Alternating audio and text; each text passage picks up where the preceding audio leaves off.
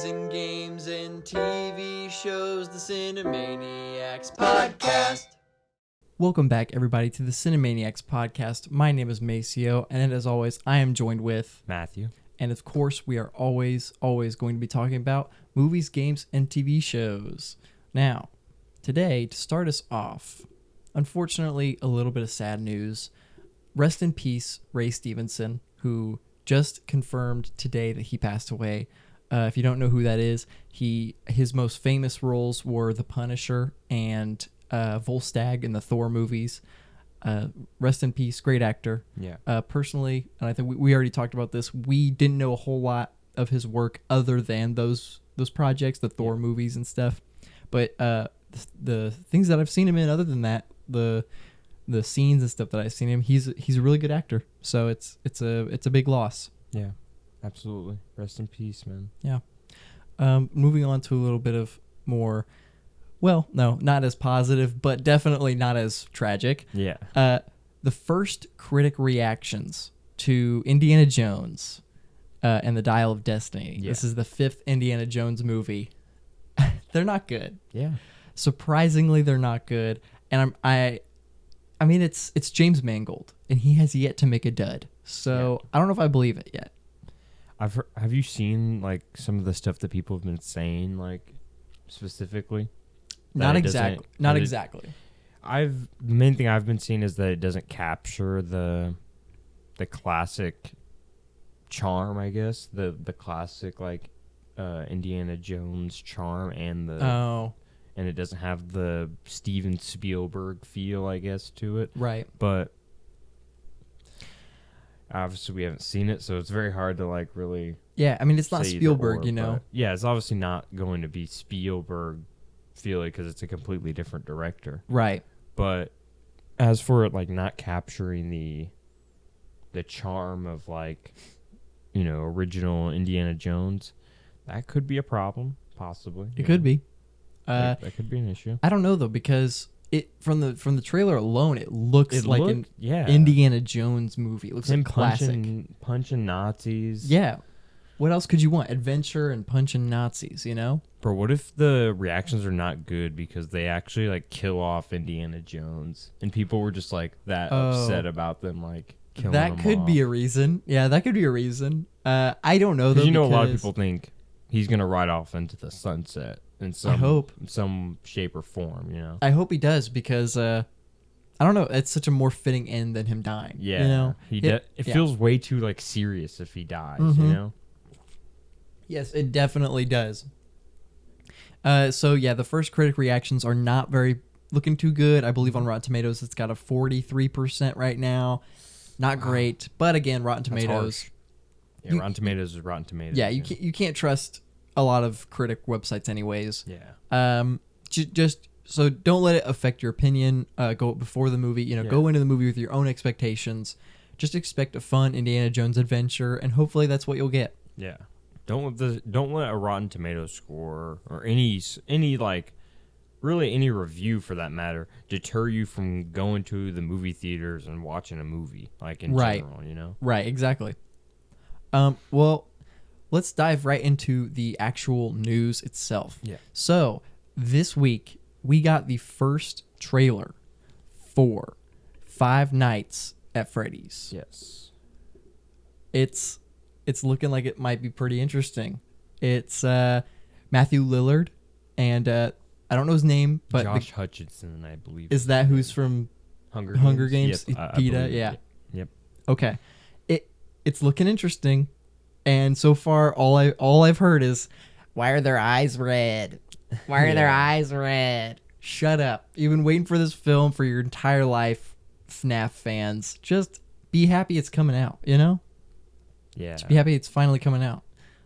I mean, you're allowed to have criticisms, but like, really, the eyes, that's your biggest concern. Yeah. Like, they look perfect. Basically. Yeah, they look really good. Like, we're looking at the poster right now. This is not a Sonic kind of... No. This is not a Sonic kind of And that's hilarious you say that, because I saw people be like, maybe this is a Sonic thing where they're gonna... Yeah, we need to bully them into changing the eyes. Yeah, the eyes are wrong. They look just like the game. Like, yeah. There's nothing else to change. Like, I'm all for bullying corporate entities, but... Yeah, for sure. Like, let's have, like, let's put some meaning behind it or Yeah. something, you know, some purpose. Yeah. Anyways, poster was released and the trailer was released. It sets a good tone and it feels like the game, so that's for sure. I honestly don't have the like Five Nights at Freddy's kind of childhood, like growing up with it, you know? Yeah. So this will actually be really interesting, like from the trailer alone and stuff. It's going to be interesting to see like how I think like Right. really open up to like this intro to the Right. universe or whatever. I personally also don't have that much nostalgia with FNAF. I really only have that much nostalgia for the first game when it first came out. I remember when everybody was playing it and stuff. And I played it for like that year that it was popular. And it was kind of like Among Us. When Among Us died and like people stopped playing it, I stopped playing it. Yeah. Same with Five Nights at Freddy's. It kind of died out a little bit because the newer games came out. And I just didn't ever pay attention. Yeah. Most of my nostalgia for the game comes from like watching people play it. But even then, I didn't even watch that many people play it. So, I personally don't have any much nostalgia for it, but it still looks like it's gonna be a good movie, which is good. We got Benedict Cumberbatch is going to be playing Pete Seeger in the Bob Dylan biopic with Timothy Chalamet, and Pete Seeger is an old folk country singer that Bob Dylan was inspired by in real life. So, Cumberbatch and Chalamet. Pretty good cast. Yeah. And it's this is also James Mangold as well, right? I'm pretty sure James Mangold is the director. I think it is. And those are good names attached to it, you know? Yeah, it is. I think Cumberbatch and Chalamet is going to be an interesting combination. Oh yeah. That's definitely going to be a nice powerhouse of a combination. Oh yeah, for sure. Yeah. It's just it's interesting, you know? And yeah. Cumberbatch adding to the cast, that's a really good supporting actor and stuff. Yeah. Yeah, I think that's gonna be definitely pretty interesting. I'm not a huge Bob Dylan fan. I actually couldn't name too many of his songs, but I can't name one. Yeah, I get. But I'm not the biggest Bob Dylan fan, but I'm still probably gonna watch the movie and I'm probably gonna enjoy it, I think. Yeah, I'm a Chad. I'm watching for Timothy Chalamet. Yeah, I'm watching for not for Bob Dylan. Yeah, I'm watching for Chalamet. Bob Dylan's like 80 and he still tours. He's still he's got I believe he's touring right now. Nice. Yeah. Aquafina. Uh-oh. Aquafina has been cast in Kung Fu Panda 4. I don't hate Aquafina. And I think since it's an animated role, she's an animated person, it works better. She works better in animation than live action, I think. But that said, I could probably tell you exactly who she's going to be playing. And who do you think? They've already talked about the fact that Poe is going to be like passing the Dragon Warrior title. Dude, no. I think she's going to be playing the new Dragon Warrior. Oh my gosh. I know. It's unfortunate. Yeah, actually, it fits though, probably with like Jack Black kind of comedy. Yeah. Yeah. I think. Yeah, you're right. It's really upsetting because it makes sense, and you know that that's probably what they're gonna do. I guess I just hope they choose a cool animal for her to be at this. She's point. a giraffe. Turns out she's like a giraffe or something. Yeah, she better be a nice, like a cool animal. She should be a bunny or something. Yeah. I hope not. But I don't know. I'm not the hugest fan of her like comedy, I guess you could say. Yeah. I don't mind it as like it's not like it doesn't deter me as much as like some people. Yeah. I also don't understand some of the stuff that I've heard she was like up for casting for as well. You know, she was up for the role of that Stephanie Sue played in Everything Everywhere All at Once. Oh no, really? Yeah, bro. She was the main choice for that role before Stephanie Sue. Oh, that movie would not be half as good without Stephanie Sue. Dude, bro, with Aquafina, bro, nah. With Aqua, yeah. But Aquafina and Kung Fu Panda 4, like you said, animation kind of covers up some of the overbearingness of the live action kind of stuff. I agree. So, yeah. Killers of the Flower Moon, Scorsese dropped the first trailer, and Cinema's back. Cinema is back. Bro, it honestly looked yeah. really good. I'm not even gonna lie. It does. I watched it. I was like, I have no idea what this is gonna be about. I can't wait. yeah. Like that was honestly my exact feeling too. Like it was like you kind of get the vibe. It's gonna be like an oil kind of drama of some sorts. And Can you spot the wolves in this picture? And it's obviously gonna deal with some like obviously real life like touchy subject stuff. Yes. Yeah. With Native Americans being somehow like, you know, ripped off and, you know, betrayed, backstabbed, basically everything in the book by like, you know, the white men coming in at that time and stuff like that, taking over the oil business in particular. Yeah. Very greedy business in general, especially at like the start. And it seems like that's what this film's kind of going to be set around. And yeah, can you see the wolves in this picture? Yeah, bro. That was a hard line, bro. and Brendan Fraser's just in the right going.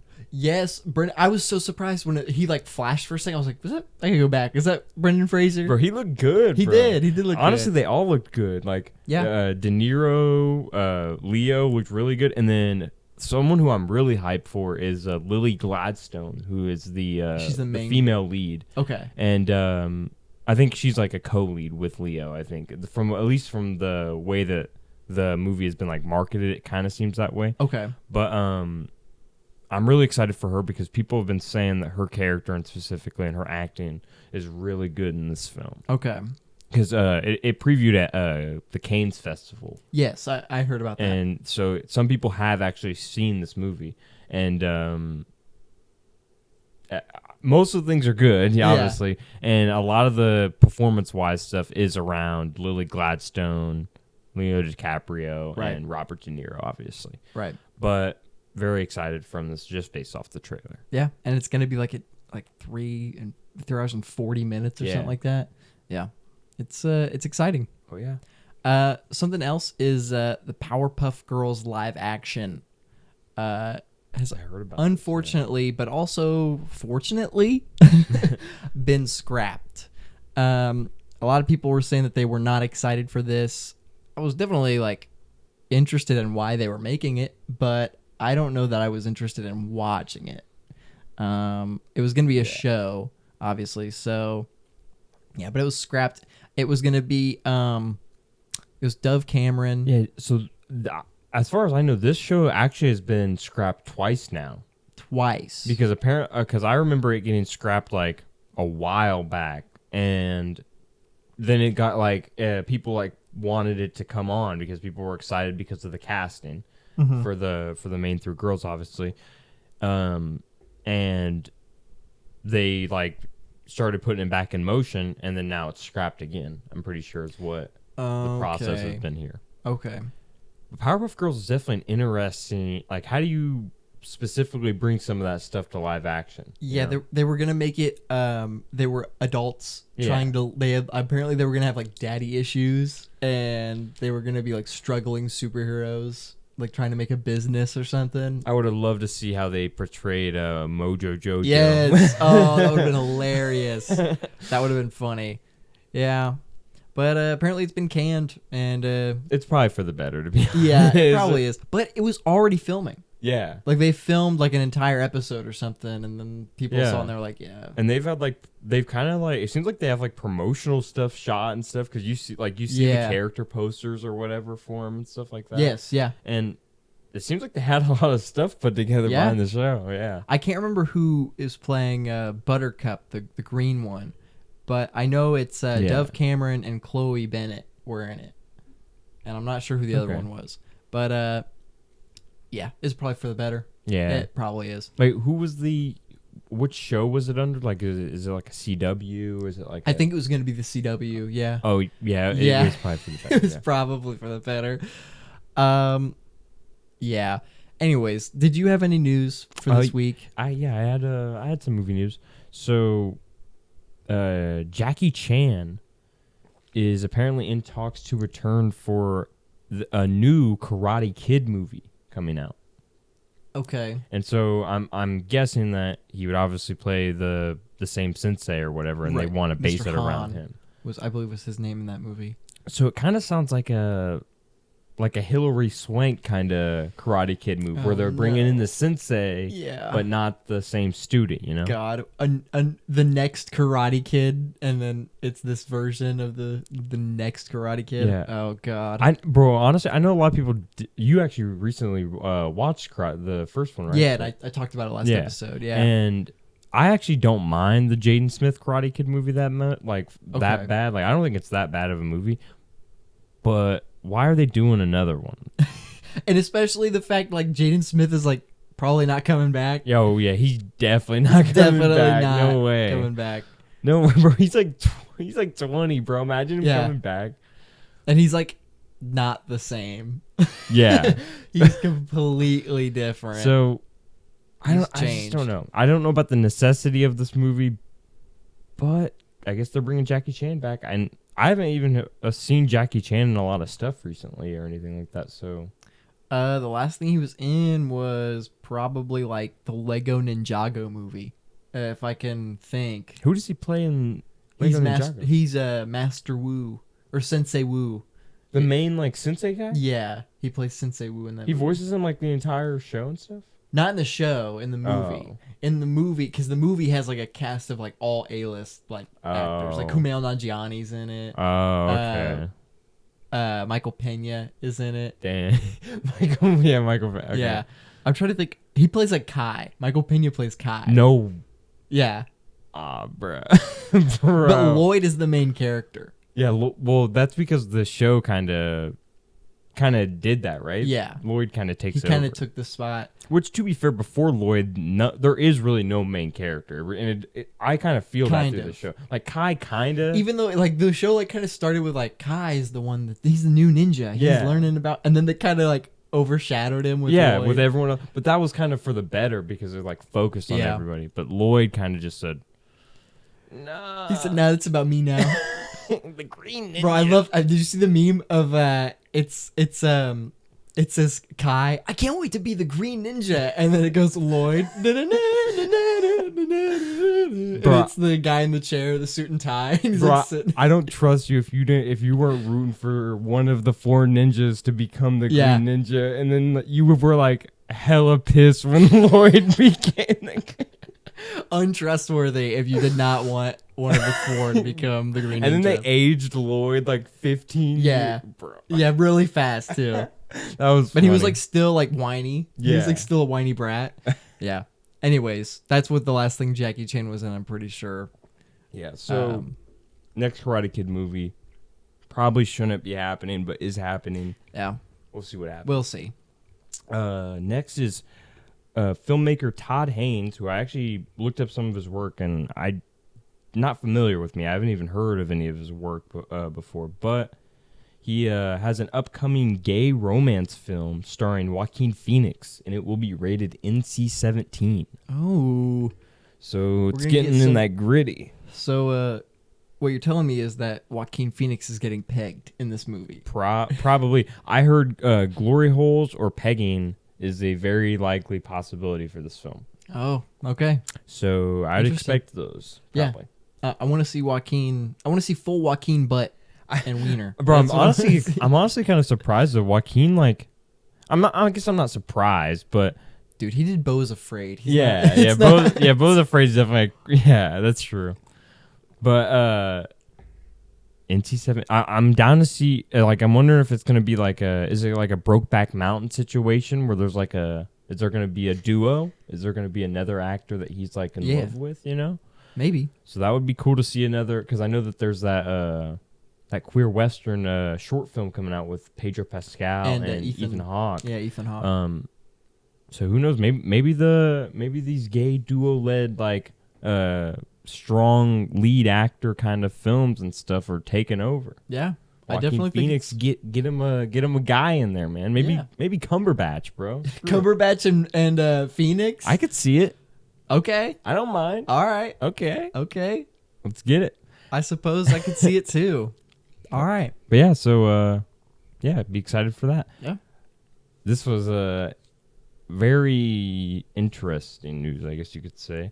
Nicolas Cage has been cast in an upcoming film called The Surfer. It's a psychological thriller film that follows a man who returns to his hometown in Australia and takes on a local gang of surfers. That is literally the description of What? Bro, I only put this in here because the description literally sounds like AI generated. Yeah, it does. I would say that Nicolas Cage just be doing shit, but He does, but he's been doing shit. I love for that his it's just entire called The career. Surfer. Yeah, And this is a psychological thriller, and he's taking on a psychological thriller. Let's see it, Okay. man. Let's All see it. Go Cage, I guess. Okay, so the next bit of news. This is actually really good news. Okay. I actually don't know how to say her name, but May Callumway from the girl who plays Yeah. Layla in Moon Knight. Yeah, May Calumet or whatever. Yeah. She's been cast as the female lead in Gladiator 2, opposite of Oh. Paul Mescal. Oh, that's awesome. I thought that was some really cool news. That's a big role for Yeah. for a Marvel. That's what people know her from. I imagine is Moon Knight. I don't think she's even done hardly anything else. So that's pretty big news. You know, It that's a big is. Marvel actor getting casted in a big Ridley Scott epic right Yeah, there. it's a big step. Yeah. So It's kind of like something I realized yesterday is in the Asteroid City trailer, which is Yeah. obviously a big movie, tons of famous actors. It's Yeah. a Wes Anderson movie, and one of the main characters is the little kid in the movie, or not little. He's probably like a teenager in the movie. yeah. He plays the son. That actor is in 8th Grade, the movie 8th Grade, that is by Bo Burnham. Yeah. That movie is full of real kids. He's a real kid. Like, he's just a kid. He's not an actor. Like, Yeah. it's like probably like one of their friends that was like, hey, your friend I want him to be this character, you know? And he's in a Wes Anderson movie, and 8th Grade was the first thing he had ever done, last thing he ever did. And now he's a main character in a Wes Anderson movie. Okay. It's crazy. Before we go on, now that you mentioned Asteroid City, I have to say this. Did you see the little like clip or the little scene that was released of Asteroid City? No. Bro, they released like a little like small little snippet clip of Asteroid City, like it's Yeah. only like 15, 20 seconds long or something like that. Okay. Maybe a little longer. It's Wes Anderson, bro. It's it's a Wes Anderson. It's Wes Anderson. It is definitely Wes Anderson. I love that people are allowing this man to keep making movies, giving him the money to Yes. giving him the money to make these movies and Yes. stuff. But anyways, the next bit of news is actually video game related. Oh, epic. So Epic time. you're familiar with the small indie fighting franchise called Mortal Kombat, right? I am. And I believe that there's a new one coming out. Yeah, their most recent game was Mortal Kombat 11. Yes. And this next game that they announced is actually going to be a reboot of the franchise, like a in-universe reboot. And it's going to be titled Mortal Kombat 1 to reflect said reboot. Okay. So they're going from 11 to 1. All right. And there was a leak showing that DLC characters that are highly got some big like backing from a lot of these leaks and stuff, that Homelander and Omni-Man are going to be present in the Mortal Kombat DLC rosters. Hell and possibly yeah. Peacemaker as well. Nice. Yeah. Well, he's a DC character, and they work they're close connected, together. yeah. Yeah. But Homelander and Omni-Man, That's crazy. and I imagine they'd probably get the actors to Yes, return probably. and stuff. So that's awesome. That's so cool. That's pretty awesome. People were complaining like, "Oh, why would you add 2 Superman clones, bro?" What? No. They're gonna be they're gonna feel different. They you will. know? Yeah, they will fight differently, and And their intros, bro. Oh my god, bro. Homelander. You can go wild with the Homelander Yes. intros. This man could just like show up to the start of the fight with like a bottle of baby milk or something. yes. And he's maybe sipping on it. drink you know? it. Yeah. Bro. There's so many good things you could do Yeah. to make them feel drastically different. And you know they're gonna get Anthony Starr to voice him. Oh you know? yeah, that's gonna be great. Same with J.K. Simmons and Omni-Man. They're definitely gonna get the original voice actors and stuff. Yeah. Because they got pretty sure they got Sylvester Stallone and Arnold Schwarzenegger for Terminator and Rambo. Yeah, I'm pretty sure. pretty sure. Bad news though is Mortal Kombat 1 will follow the trend of the recent Mortal Kombat games of being over 100 gigabytes. So it's definitely gonna take a bite out of that storage you got. Yeah, that's ridiculous. It does not need to be. And that's without DLC. That's like the base game. Yeah, DLC included, people are totaling out probably like 150. yeah, Which, that's ridiculous. how are you making a fighting the graphics, I guess, are the reason. Because Maybe I guess because they're like hyper realistic now. I haven't played a Mortal Kombat game in a while, by the way. Yeah. It's been like Mortal Kombat versus DC kind of long. Yeah. For me, so it's been a wow, while. that's it. That's a long time. Yeah. Yeah. I played actually my first my first Mortal Kombat was Mortal Kombat 11. So Okay. and that's the last one that came out. So I guess I'm not caught up, but I have played the last one. So Yeah. interesting.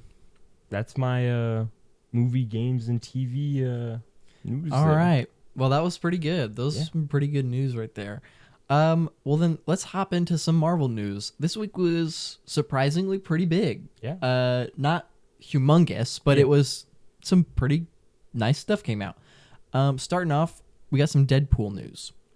Brianna Hildebrand and Shioli Kutsuna. I'm definitely butchering that name.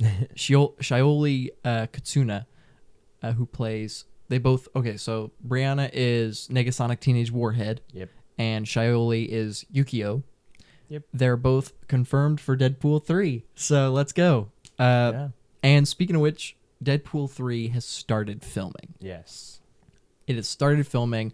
We're going to be seeing those leaks and them set photos for sure. Oh yeah. And we're going to be seeing, that means we'll get some news about it soon. We will get some more we on might it. see a comic accurate Wolverine costume. Bro. Depending on how good they are with hiding this stuff, because sometimes they hide it really well. I'm Sometimes they not don't. gonna lie, I kind of want to see like a leak of like maybe like the back of the suit, like him in the suit, like from the Yeah. back maybe, and I don't want to see anything else. Like I want like to know that it's in the movie and that he Yeah. wears it, and that's all I need, yeah. And I can like dream about what he's gonna look Even like. better, bro. Maybe he's like covered up, and you only see like a little bit of like the coloring. Yes. Like, and it's like that yellow, and you just like know. You just know. Yeah. If it's the back of Wolverine and he's got yellow, you know what he's wearing. Oh, you yeah. know.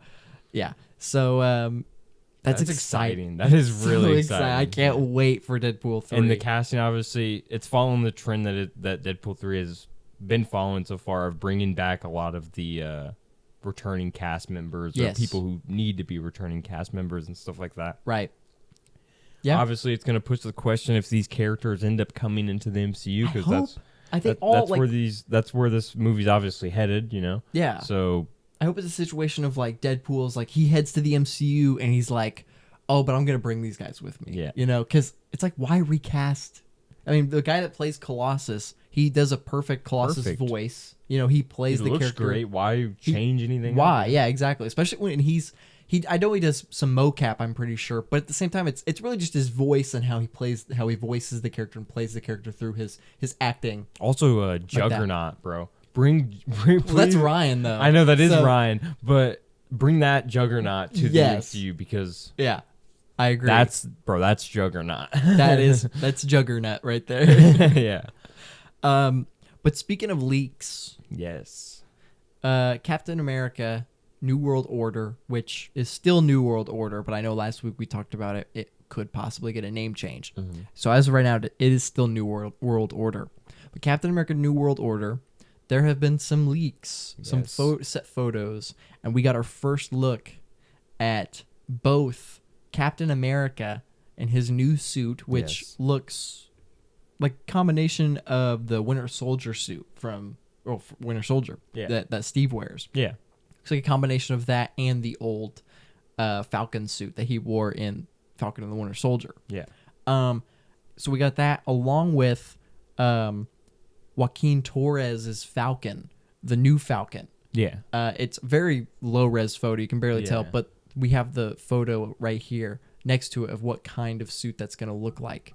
And it's I wonder. Do you think that they still? You think they leave in the triangle in the chest?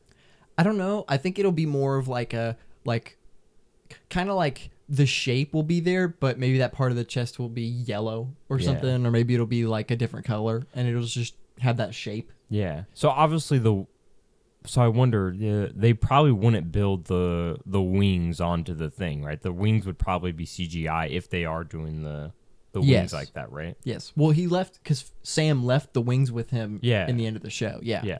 And then so we don't know specifically, but my only hope here is really, please do an actual like hawk or an actual falcon or whatever. An actual bird. Yeah. Don't do like a robot or. Yeah. Red Wing. Yeah. Because Red Wing in the comics is a real falcon. Yeah. Yeah. Like, let's get an actual bird in there. That'd be so fun. That'd be awesome. That'd be so corny too, but so fun. Yeah. Is like my little bird friend. He looks kind of corny though. Anyway. he looks goofy. But I think Sam, if they were gonna do Red Wing like actual bird Red Wing, it should have been Sam, because him and Red Wing in the comics are like this is my best friend. He's a bird, guys. Yeah. Please, can he be an Avenger? Like, he's on my team? He's my sidekick.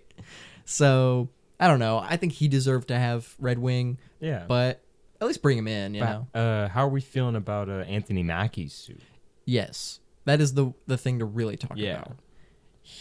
I think he looks pretty good.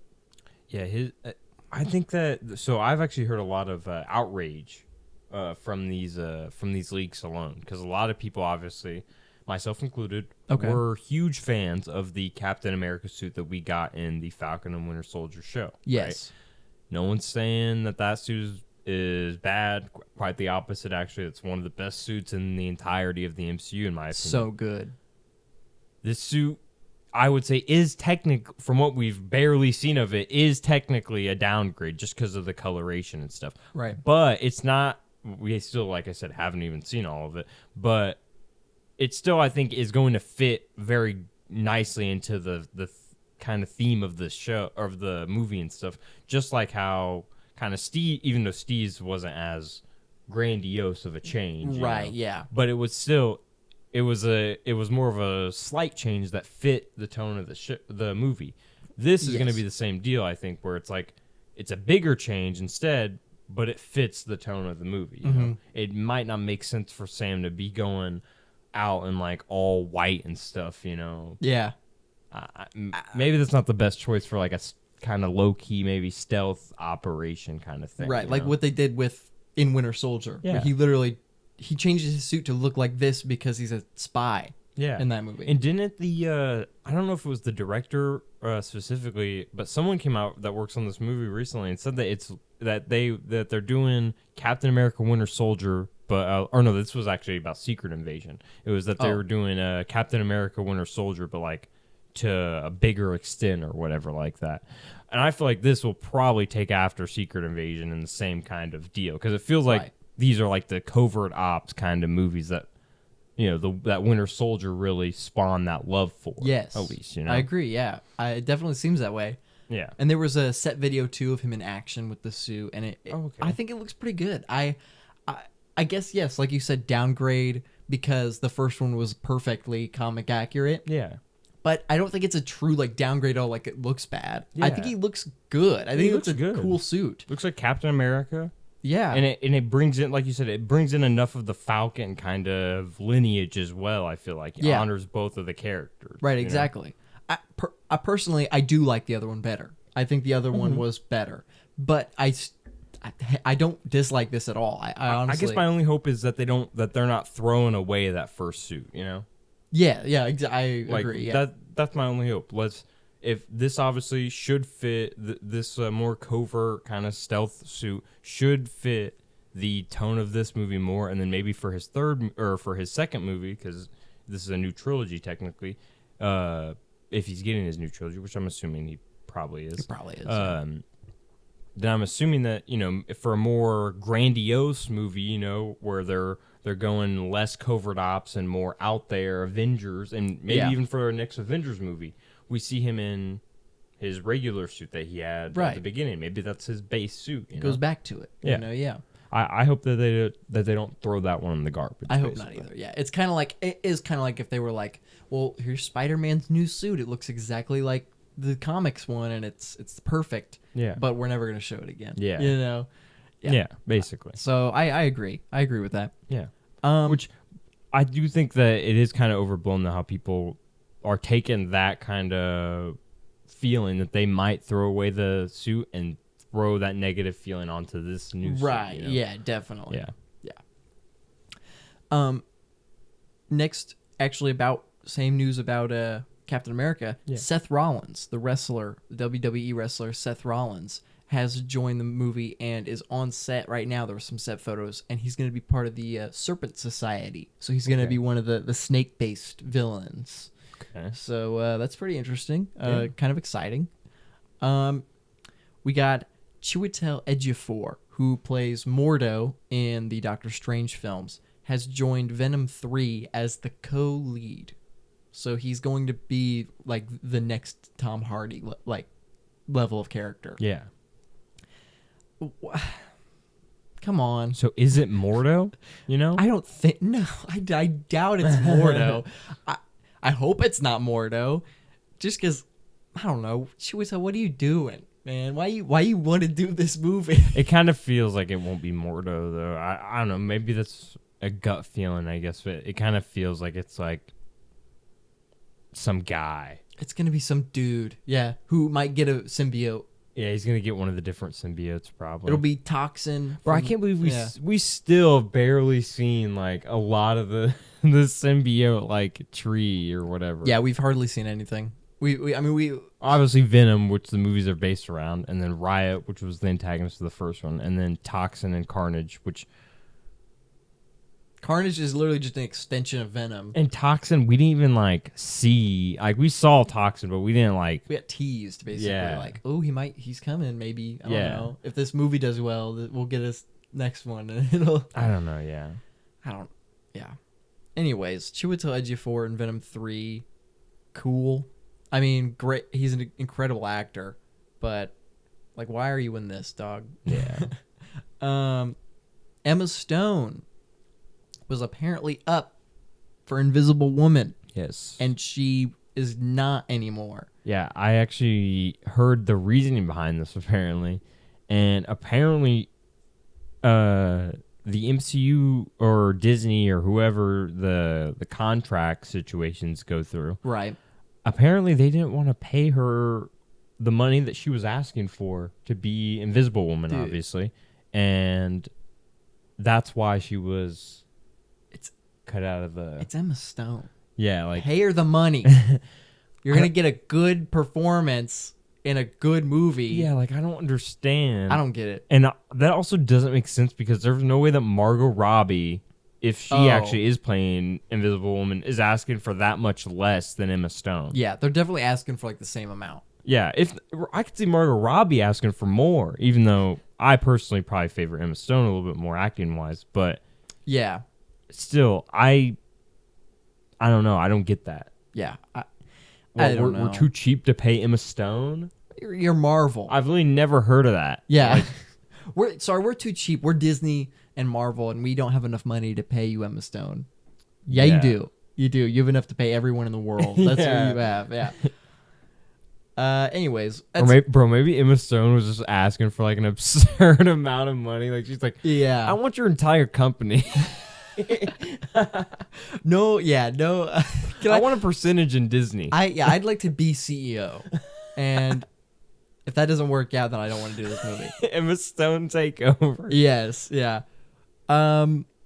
Jeff Loveness, who wrote Quantumania and is the writer of Kang Dynasty, Yes. has been fired. Yeah. He is no longer the writer of Kang Dynasty, and I understand Yes. why they did this, but at the same time, they couldn't have chosen a worse time to do it because of the writer's strike. Yeah. They're not gonna find probably anybody else, at least Yeah. in the next year. I mean, I can't see it. It's definitely probably going to be affected, I'd say. Yeah, it's unfortunate that we that now they have to find someone else during this time of like impossibility I to mean- find writers. I mean, I would obviously like. I think that like, if it's for the betterment of the movie, like, or Yes. like obviously at the end of the day that matters more than like I would obviously rather wait for a very well put together Kang Dynasty than like a thrown together one. And that's not saying that Jeff Loveness was making a thrown together one or anything like that. But it is kind of, you kind of understand, I guess, why it happened, because the community outrage and backlash was just too much behind like his quality of writing and stuff like that. And the fact, I think they might have fired him because he was spoiling everything. He was like, yeah, bro. Yeah, the Fantastic Four won't be in my movie. He was like, what? Why? Why are you saying this stuff? And he was just, I think I've heard more from Jeff Loveness in the past few months about Marvel and behind the scenes of Marvel movies that are coming out than ever. I don't think I've ever heard a director or writer actor talk about Marvel while they're doing it. I don't know if I've heard any director or writer talk about any movie like that much. Yeah, like where they're like, yeah, this isn't going to be in it. He's just spoiling. Yeah, this isn't going to be in it. This is a major plot point. Yeah, this happens. Now it's not, because he's not the writer anymore. So it is kind of a W. I'm not gonna lie. Yeah, it's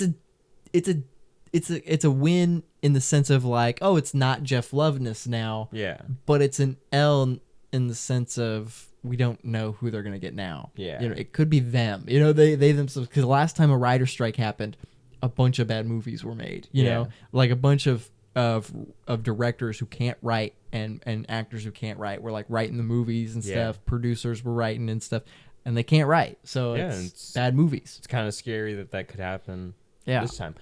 Obviously, the writer strike is important and stuff like that. It is, yes. The writers should be getting paid. They shouldn't need to go on strike. Right. They should just be getting paid. Right, yeah. What they deserve and stuff.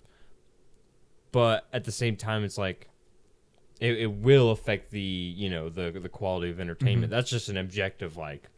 Yeah, well, yeah. Like it will. And not, maybe not quality necessarily as in like, oh, everything's bad. Maybe quality is in like, oh, I had to wait like 2 years for something that should have came out in 6 months or something like that, Yeah. So it is what it is. It really is. Yeah, and maybe I like to think that maybe they learned their lesson from last time, but who knows? Who knows? The last piece of news that I've got is Loki Season 2 drops October 6th, and Echo, the Echo Disney Plus show, drops November 29th, all at once. Yes. This is the first time that they have announced that like a show will be dropping like a binge. You can binge it all at once. This was very interesting. Pretty big announcement, obviously. Yeah. Because so this kind of changes the ball a little bit. It does. For shows in general, and not just for Marvel, for Star Wars as well. Mm-hmm. Disney Plus this was obviously going to be, Echo is obviously going to test the waters for binge releases on Disney Plus for their products. That's like, let's just look at it from like the company standpoint, right? Yeah. Echo is obviously going to be the first one trying the Netflix format or whatever, right? Yeah. So how do we think it's going to go?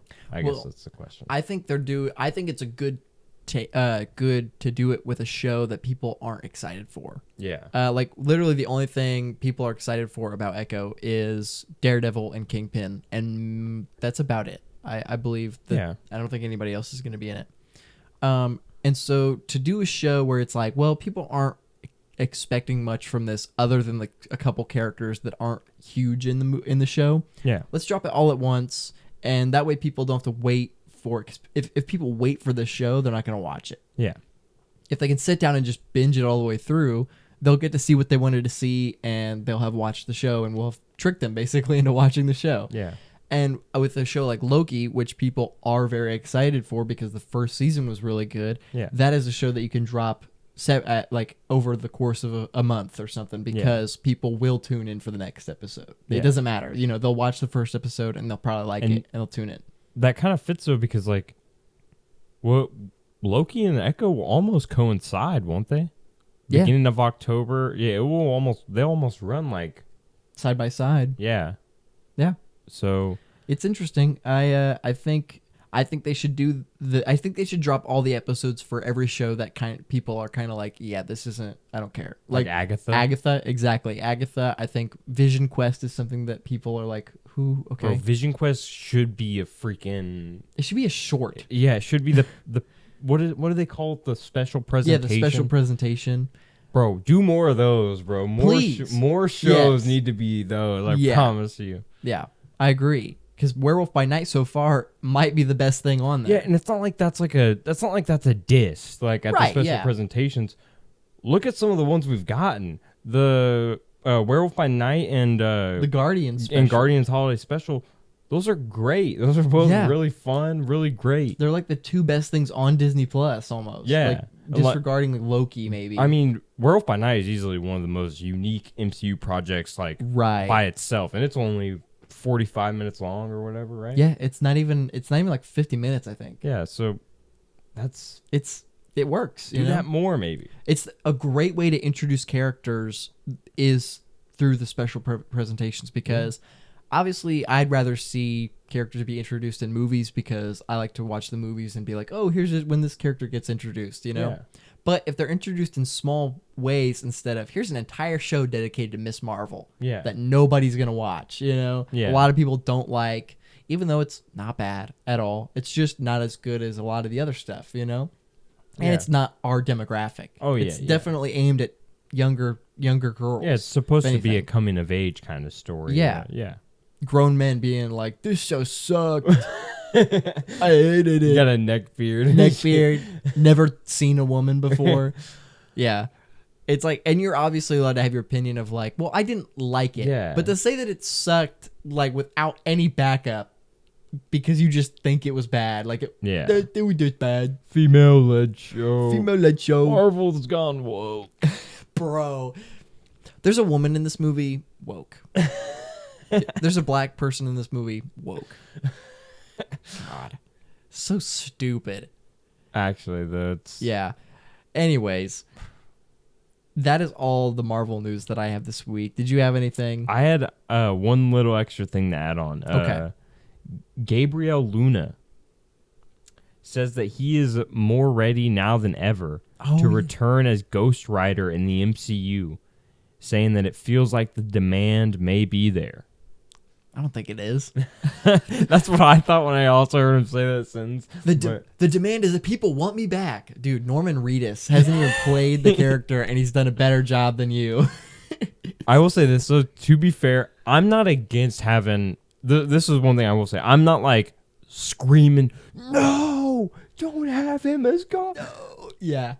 I just don't think he should be the only Ghost Rider. He shouldn't be the first either. Yeah, no. Norman Reedus as Johnny Blaze should be the first Ghost Rider, and then let's introduce Gabriel Luna as what's Robbie Reyes. Yeah, Robbie Reyes. Then let's introduce him and then let's introduce all the different Ghost Rider guys with all the funky vehicles and stuff. Yeah. Maybe we throw in what's the Cosmic Ghost Rider one? That's Frank. Yeah. That's the Punisher. That is. That's what they could do. Is I honestly believe that would be a great arc for Punisher to have in the MCU. Oh my god! Genuinely, I think this would be a great character development arc for him in the MCU, because now he has this. He has the resources now to become the Cosmic Ghost Rider. He's now in the main MCU continuity. It is entirely possible that we could get John Bernthal Punisher as Cosmic Ghost Rider going back in time to save baby Thanos, and he's got Silver Surfer's surfboard and Ghost Rider's ability and maybe Thor's hammer. Like, that's something that could really happen. And it's kind of crazy that could happen now. That's insane. It's kind of funny that Punisher could go from this, he just kind of shoots bad guys on the street. He takes down corrupt cops. And it's funny that the shows and stuff too, like Daredevil and Punisher, they like perfectly portray him as that. Yes. As like I shoot down the bad guy, I gun him down badly. And then he turns into a superhero. Yeah, he's like an actual god. Yeah, he's just riding in space, going back in time, saving history, saving timelines. Yeah. That's just. But I think that'd be a great. I think that would be a good arc for Frank to go on, because it would take him from this kind of area that he is so used to and that we're so used to seeing Punisher in. Like, well, what else is there for Punisher to do other than being this kind of corrupt cop killer and you know, all these drug dealers and stuff? What better thing to do than to be like, well, now he's gonna be a space demon. Like that's what he's gonna be now. He's gonna be a servant of Satan himself in space. That'd be insane. I think it'd be crazy. Be so insane. I think it'd be wild. I think the way that they could go is Johnny Blaze and then maybe Robbie Reyes if they want to. But honestly, in my opinion, I think they could just go Johnny Blaze and then Johnny gives up the being Ghost Rider and gives it to Frank, and Frank goes into space. And I think that's how it could be. Yeah. It'd be fun. It'd be a lot of fun to see that. Oh yeah, for sure. But anyways, that is all the news that we had this week. Now we only have one review this week, and I am the only one here that has seen it. Yes. I went yesterday. I went with our buddy Trevor. I went with him to go see this movie, and we saw BlackBerry with Glenn Howerton and Jay Baruchel. I don't have too much to say about it, other than it was really good. I think the thing that you can compare it most to is the Social Network. Yeah. It's definitely a kind of an innocent guy's creation of like, I want to better the world, you know, and have this thing that people can communicate with. Yeah. And it turns into like, dude, our product is not doing well. I am a corrupt businessman now, and I want money, and I want to make this product. And it's honestly really sad to watch how, I don't know if this is how it went down in real life, because obviously the movie is like a cinematic version of what might have happened, you know? Dramatized. Yeah, it's dramatized, yeah. But it's honestly really sad to see at the end, because in the movie, towards the end, the iPhone is introduced, and it's like a moment where like the movie literally goes boom, where it's that moment of like, oh no, we're done, you know, we're done, yeah. And it's kind of sad to watch the guy who created the phone and is still successfully running it to kind of struggle to like, oh, our new phone has a keyboard and we it's the click of the keyboard, and that's what people like about our phone. It's honestly kind of heartbreaking to watch it happen almost, because he did start all this with good intentions and like wanted to just kind of help people communicate. And of course, he gets involved with Glenn Howerton's character, who kind of, obviously, it starts out like, oh, this is a good decision, and it kind of backfires a little bit. It's not the most groundbreaking story. It's it's kind of by the numbers in terms of a product kind of biopic, you know. Mm-hmm. But it is really good. It's I gave it like an 8.5 on Instagram, and it's really good. Glenn Howerton and Jay Baruchel. So I went into the movie. I was like, Glenn Howerton's going to be really good. I knew Glenn Howerton was going to be great, and he is fantastic. He is an extremely powerful performance, and there are some lines that he says that feel like straight out of It's Always Sunny in Philadelphia, where it's like just the most ridiculous thing ever, and he's screaming it at the top of his lungs. Like he literally says, what does he say? He says, I'm from Waterloo, where the vampires hang out. And that's like the end of the line. He leaves. Like that's, and it felt straight out of that show.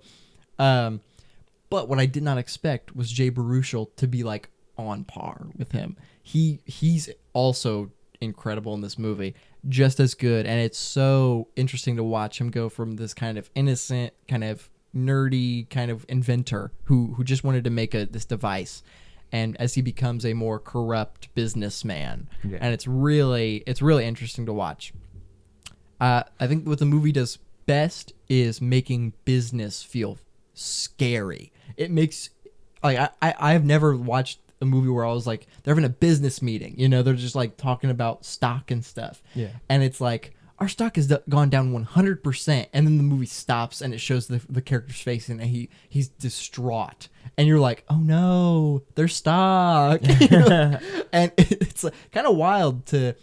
It's honestly like the movie does a great job, really letting you like feel the fear of a businessman. Yeah. In like a time of like, oh no. It honestly sounds kind of more personal than The Social Network. Because The Social Network is like, you do sympathize with Mark Zuckerberg. Like you, Mm-hmm. even though like I know Mark Zuckerberg, like now to us, Yeah. real person Mark Robot Zuckerberg lizard. is like the most like lizard person, but you do sympathize with him as a character throughout the course of the movie, kind of. Mm-hmm. And obviously maybe not the most, because he is a douchebag. He does some, yeah. But you kind of get this overall tragic kind of feeling in the same sense of the word. But I still feel like there's like a glass. You're looking at it through like a glass wall, kind of. Yeah. In the social network, like you can't like touch it. You can't emotionally touch it. Yeah. But it sounds like with BlackBerry you can almost. That It's close. It definitely like almost gets there. Okay. But I think it doesn't dive into their characters well, like enough to really like understand how this guy is and Okay. things. It's kind of surface level of character development, but it's still good surface level. It's Yeah. not like, it's kind of like when you have, like we were talking about High Evolutionary. It's kind of like when you have a villain who's just kind of evil, but it's done really well. Like you Yeah. really hate him. Yeah. It's kind of the same. It's like these guys are just greedy businessmen, but they're acted and written in a way to where you kind of understand when they actually are upset or don't or are afraid of something happening. Yeah. You understand that, Okay. or you recognize that fear. Yeah. And it was pretty good. I definitely recommend it. I think I think Social Network again. I think that's probably a better film, but I think this was a solid movie. It was fairly good. Do you know who the director was for this? Yeah, it's Matt Johnson. He I don't know anything else that he's done, but he plays the third main character in this movie. Oh wow. And he does a good job too. He's pretty good. Actor director? Yeah, he plays the best friend. He plays Andrew Garfield.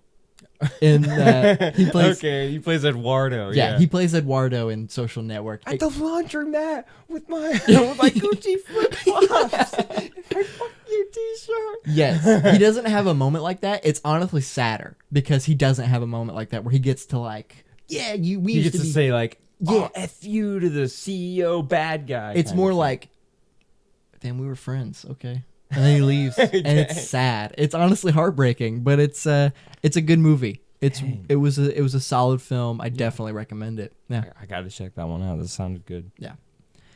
Well, now we can hop into since we didn't have much else this week. Yeah. Let's hop into a little bit of a game. Little gamey game. We're gonna replay a little bit of a game that we played not last time, but a few episodes ago. Underrated, overrated, or perfectly rated. Yes. So we're gonna name each other some actors, and we'll just decide what they are. Yeah, absolutely. Yeah. So if you want to go first, you can.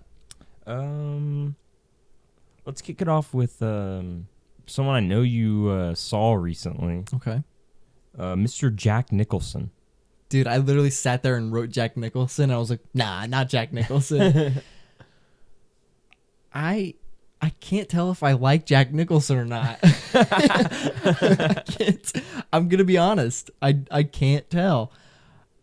I honestly don't have an issue with Jack Nicholson. I think he's a great actor, but I don't know if I'm just into the movies that he's in, because so far I've seen 2 of them and both of them have not been my favorite. Yeah. I think he's perfectly rated because even though I personally am not like the biggest Jack Nicholson fan, Yeah. I can recognize his talent, and I think he's talked about just enough. Like, I think when people go, Jack Nicholson, they go, oh, Jack Nicholson, he's an incredible actor. Yeah. They're not talking about Jack Nicholson normally. Like, they're not just like, who's a great actor that off the top of my head? Jack Nicholson. I feel like he's not an actor that people automatically go to, maybe. I think it might depend. Like, I think an older person. Yeah. I think an older person could view Jack Nicholson as that guy. I agree, yeah. Maybe you could say that you're more likely to say that they're more likely to say Pacino or like De Niro or something like that. But Nicholson he's probably in that stratosphere, and especially like for like the Joker, like like the guys that like swear he's like the best Joker and stuff like that and stuff. Which I feel like that's kind of I don't know. I haven't watched the Michael Keaton Batman in a while, but I feel like that's kind of a dead argument now. Like Jack Nicholson being the best Joker. Like I He's mean, definitely not. obviously that's up for your interpretation, but I will say because I watched it last night for the first time actually. He's fun. He's a fun Joker, but he is not the best. Yeah. Especially after the fact that we've gotten like 2 better performances. Like 2 like serious, like really like. He's a great, fun, campy Joker. Yeah. But he's not. Like I didn't take anything he did serious. You know, like Heath is easy to take serious. Yeah. It's very easy, and obviously it's also easy to laugh when he does something. You know, because he does some funny shit. You know? Oh yeah. And then Joaquin is mainly just serious. Yeah. But I don't know. I think Jack did a good job kind of portraying this this campier version of Batman like or of gangster. Joker. Do what? Just getting like the gangster kind of like a classic kind of mob kind of I'll talk about feeling a little. I'll talk about that specifically more when I talk about it. Okay. But yes, he did do a good job doing this kind of like in the city kind of well-known mob gangster character. Yeah. Like people know his name, you know. Yeah. I'd say he's perfectly rated though. I can't say he's overrated just because I don't.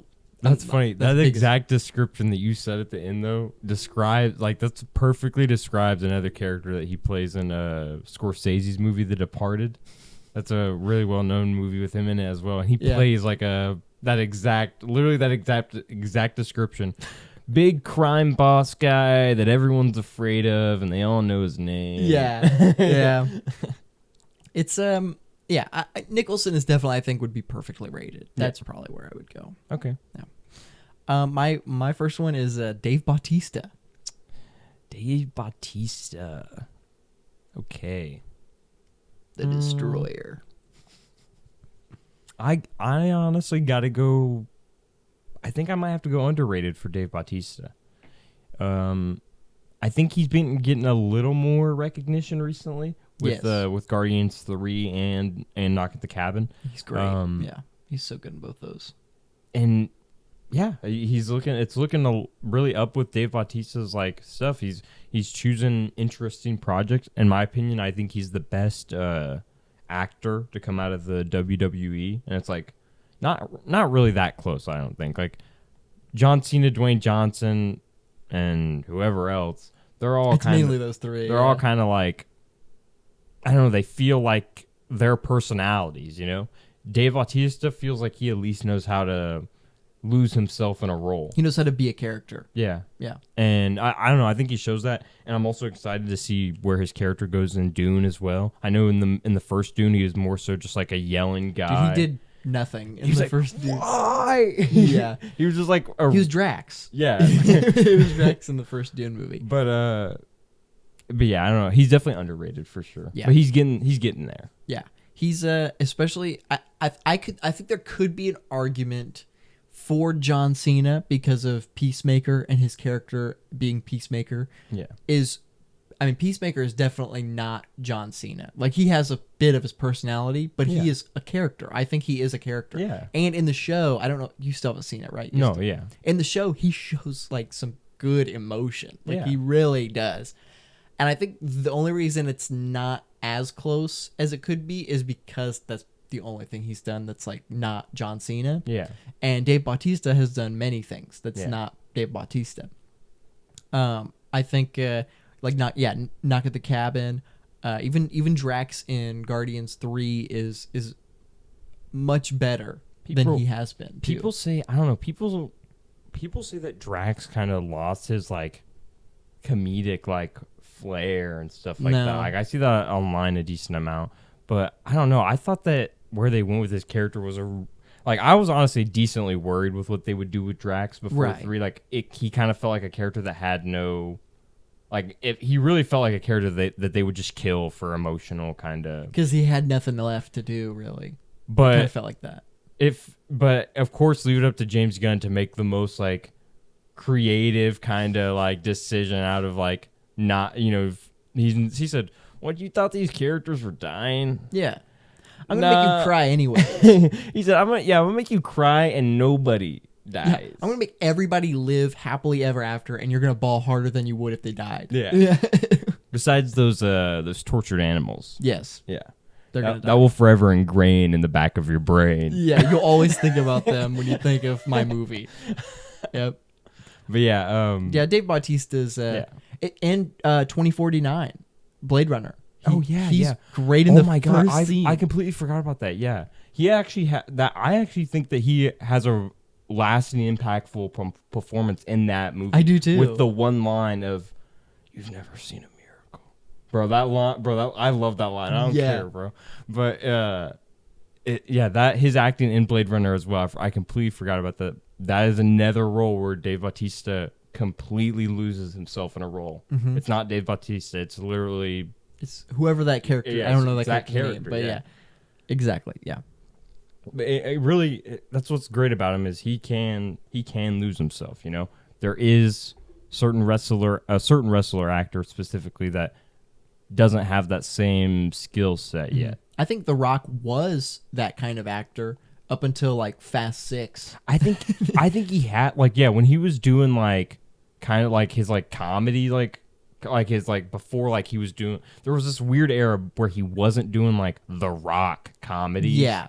But he was doing like comedy movies that were like kind of decently good. Yeah. Tooth Fairy. Yeah, Tooth Fairy and The Game Plan or whatever. Game Plan. Bro, those are some good Rock movies. I don't know what happened to man, but It's his ego. He let it overtake him. He it became a sounds like businessman that acts or that is in movies, you know? which I guess this is so non-news that we didn't even talk about it. But did you hear that Dwayne Johnson's actually coming back to the Fast and Furious franchise as well? Yeah, I actually found out when and how and where he does that because I haven't seen Fast X, but I know that I know that he is and where he shows up. Oh, okay. But yeah, I heard that and I was like, wow, I guess him and Vin Diesel they patched up the nonsense or whatever. They basically treat Dwayne Johnson in Fast and Furious when he comes back. They basically treat it like, oh, you forgot about me. I'm back. Oh no, it's me. I'm the character that's in this. Bro, it's literally Marvel post credit scene. Like, bro, I hate that. I hate this franchise so much. It's hard for me to even watch it and have fun because of how much it's like. It's just the same. And you know what's so funny is that it's funny because him and Vin Diesel have the most absurd scenes in the movies. Yeah. And The Rock hasn't even been in all of them. He's literally not been in the last 2. And he's not in the first 4 or the last 2 that have come out. And he still has like a crap ton of just like super, super unrealistic. Yeah. When he flexes out of the cast. He flexes the... Daddy's gotta go to work. Bro, or he I saw this one today. There was it was the Fate of the Furious, I think, and there was like a missile skidding on the ice. He moves the missile. And he moves. He gets out of the car and slides on the ice with the car and pushes the torpedo out of the way. It's one of the stupidest scenes ever. And I don't know, Fast and Furious to me is a franchise that it's like people always are saying like, it's just dumb fun, go watch it. But for me, it's like, I've seen all the dumb fun. I'm tired of this. I just want it to end. The thing is, it's not dumb fun, really. Like, dumb fun is when it's over the top, you know? Like, they don't... It is over the top. It's over the top, but they don't... It seems like they're taking it serious. Yeah. Like, it really feels like that. Like, bro, the fact that Vin Diesel's kid, like, changes races... Yes, that's something else. He's literally a white baby in the last 2 movies. And bro, in the movie, forgot, he's a little black kid, and I don't know how they did that. Like, what? How did you do that? Bro, let's just be honest real quick. How did Vin Diesel and Michelle Rodriguez create a black child? Oh, well, it's not Michelle Rodriguez's child. Oh, whose child is it? And I will tell you, it makes even less sense because it's Elsa Patsky or whatever. Elsa Hemsworth's wife. Bruh. Yeah. How did they make what? a baby with a kid now? Sorry, they made a baby with very light skin. Yeah. But now they have a small child that is very obviously a black kid. Yeah. Very darker. They replaced they swapped kids somewhere in there. It has a much darker skin tone. than they the last they baby that swapped had. a lot of stuff. Yeah. For sure. Um, And Vin Diesel gets married in a tank top, like Oh, that's- just crazy stuff. Like him jumping off the bridge. he catches her and he lands on the car. Yeah. Yeah. No. Sorry. Not for Not fans. exactly my definition of dumb Yeah. or fun. Anyways, who is your next? My next, I'm gonna go with Lady Gaga. Let's see. Oh. What you know about Lady Gaga? I can't speak entirely on this because I haven't seen. What's she done? She's done She's Star done is Born. Star is Born and House of Gucci. House of Gucci. Is that all? I really think that's all. I haven't seen her. And And American Horror Story, but I don't know if you've seen that. I haven't seen that. So I haven't seen like the movies itself, but I have seen clips. And from what I've seen, she's fine. She's like she's a good actress. Yeah. But I don't know. She might be perfectly rated because I don't see people talk about her, and Yeah. I don't see people being like casting her as things all the time, like she's an incredible actress or something. Yeah. And the fact that I haven't heard her acting ability other than the 2 movies that she's done, and people are like she's good, then I would say she's probably perfectly rated. Yeah.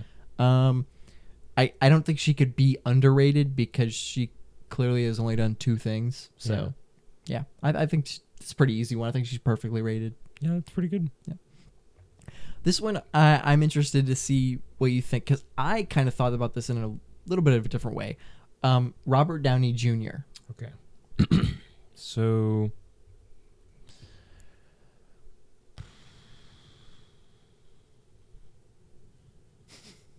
It's kind of a weird one. it is weird.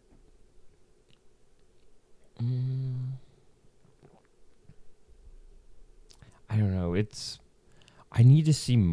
I want to see more non-Iron Man of Robert Downey Jr. Yeah. I haven't seen enough. Let me preface by saying that I haven't seen enough of more non-Iron Man Robert Downey Jr.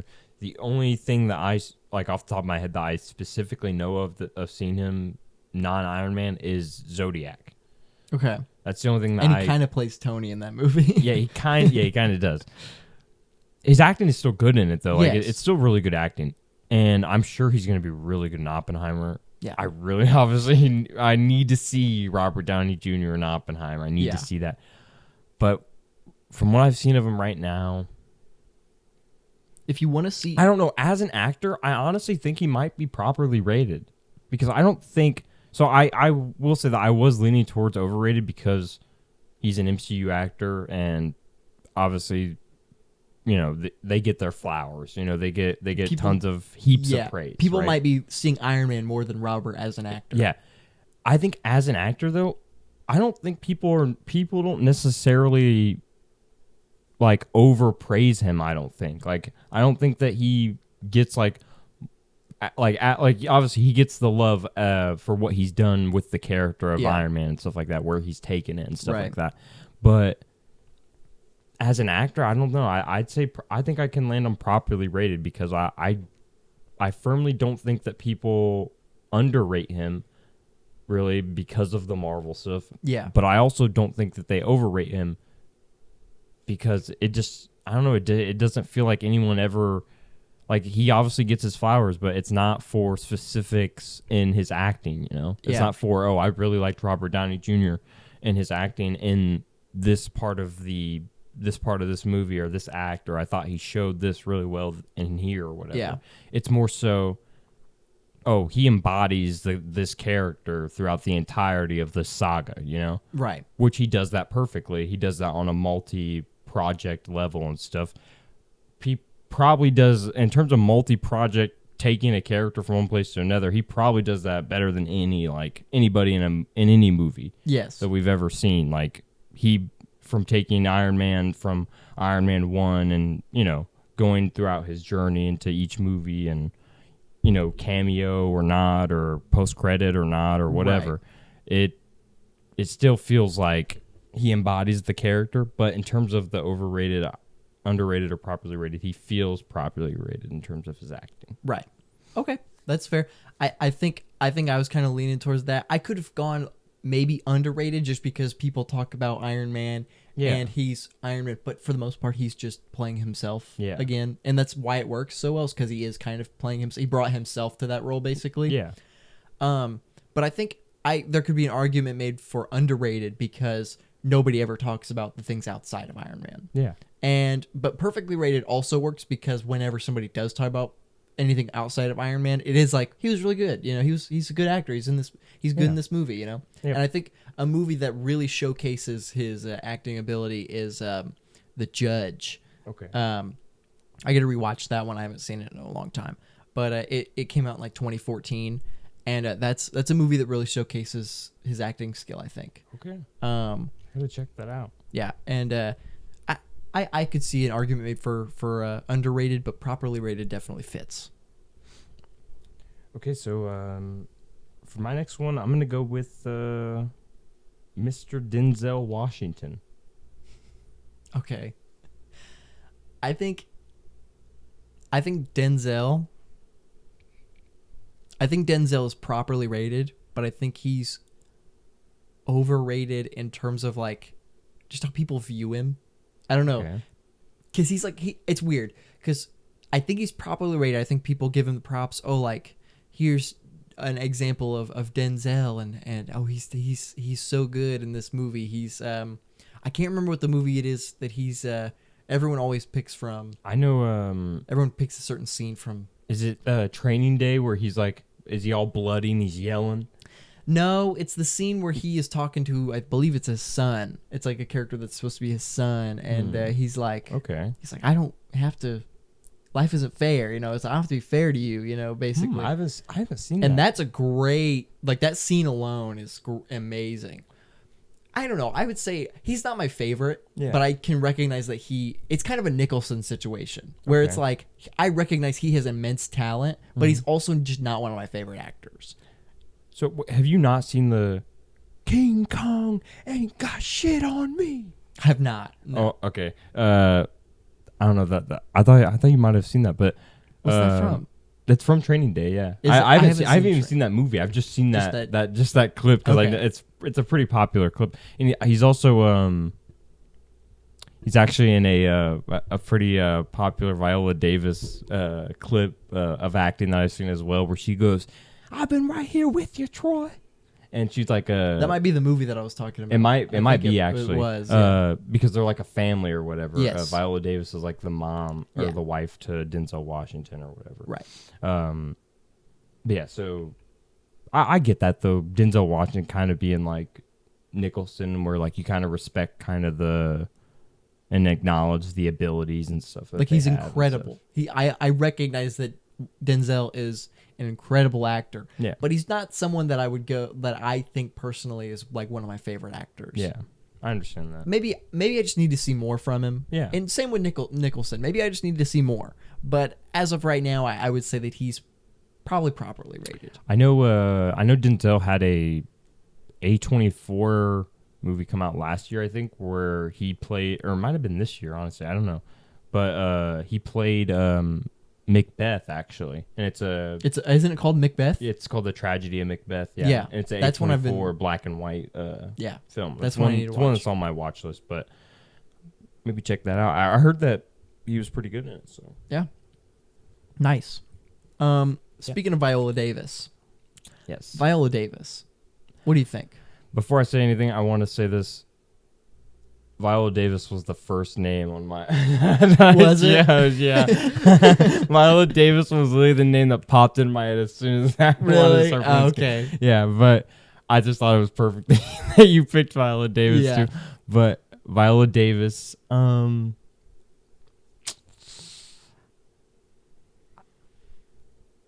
want to say properly... I don't know. I think in terms of in the film, and in terms of in the film, like, community and in the movie community and stuff, she's definitely properly rated. Yeah, because she's given high respect and stuff like that, which she deserves.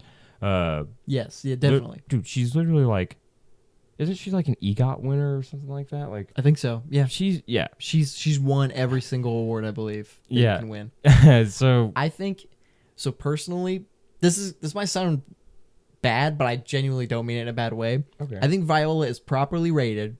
I think she's an incredible, talented actress. Yeah.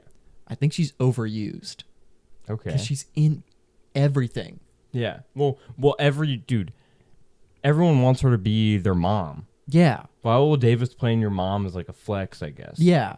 And I guess it's kind of the same as she's kind of like a female Samuel Jackson at this point, where she's like I can kind see of that. in, like, oh, what's this movie coming out? Oh, she's in it. Of course she's in it. It's kind of like, of course she's the mom in the movie, you know. Yeah.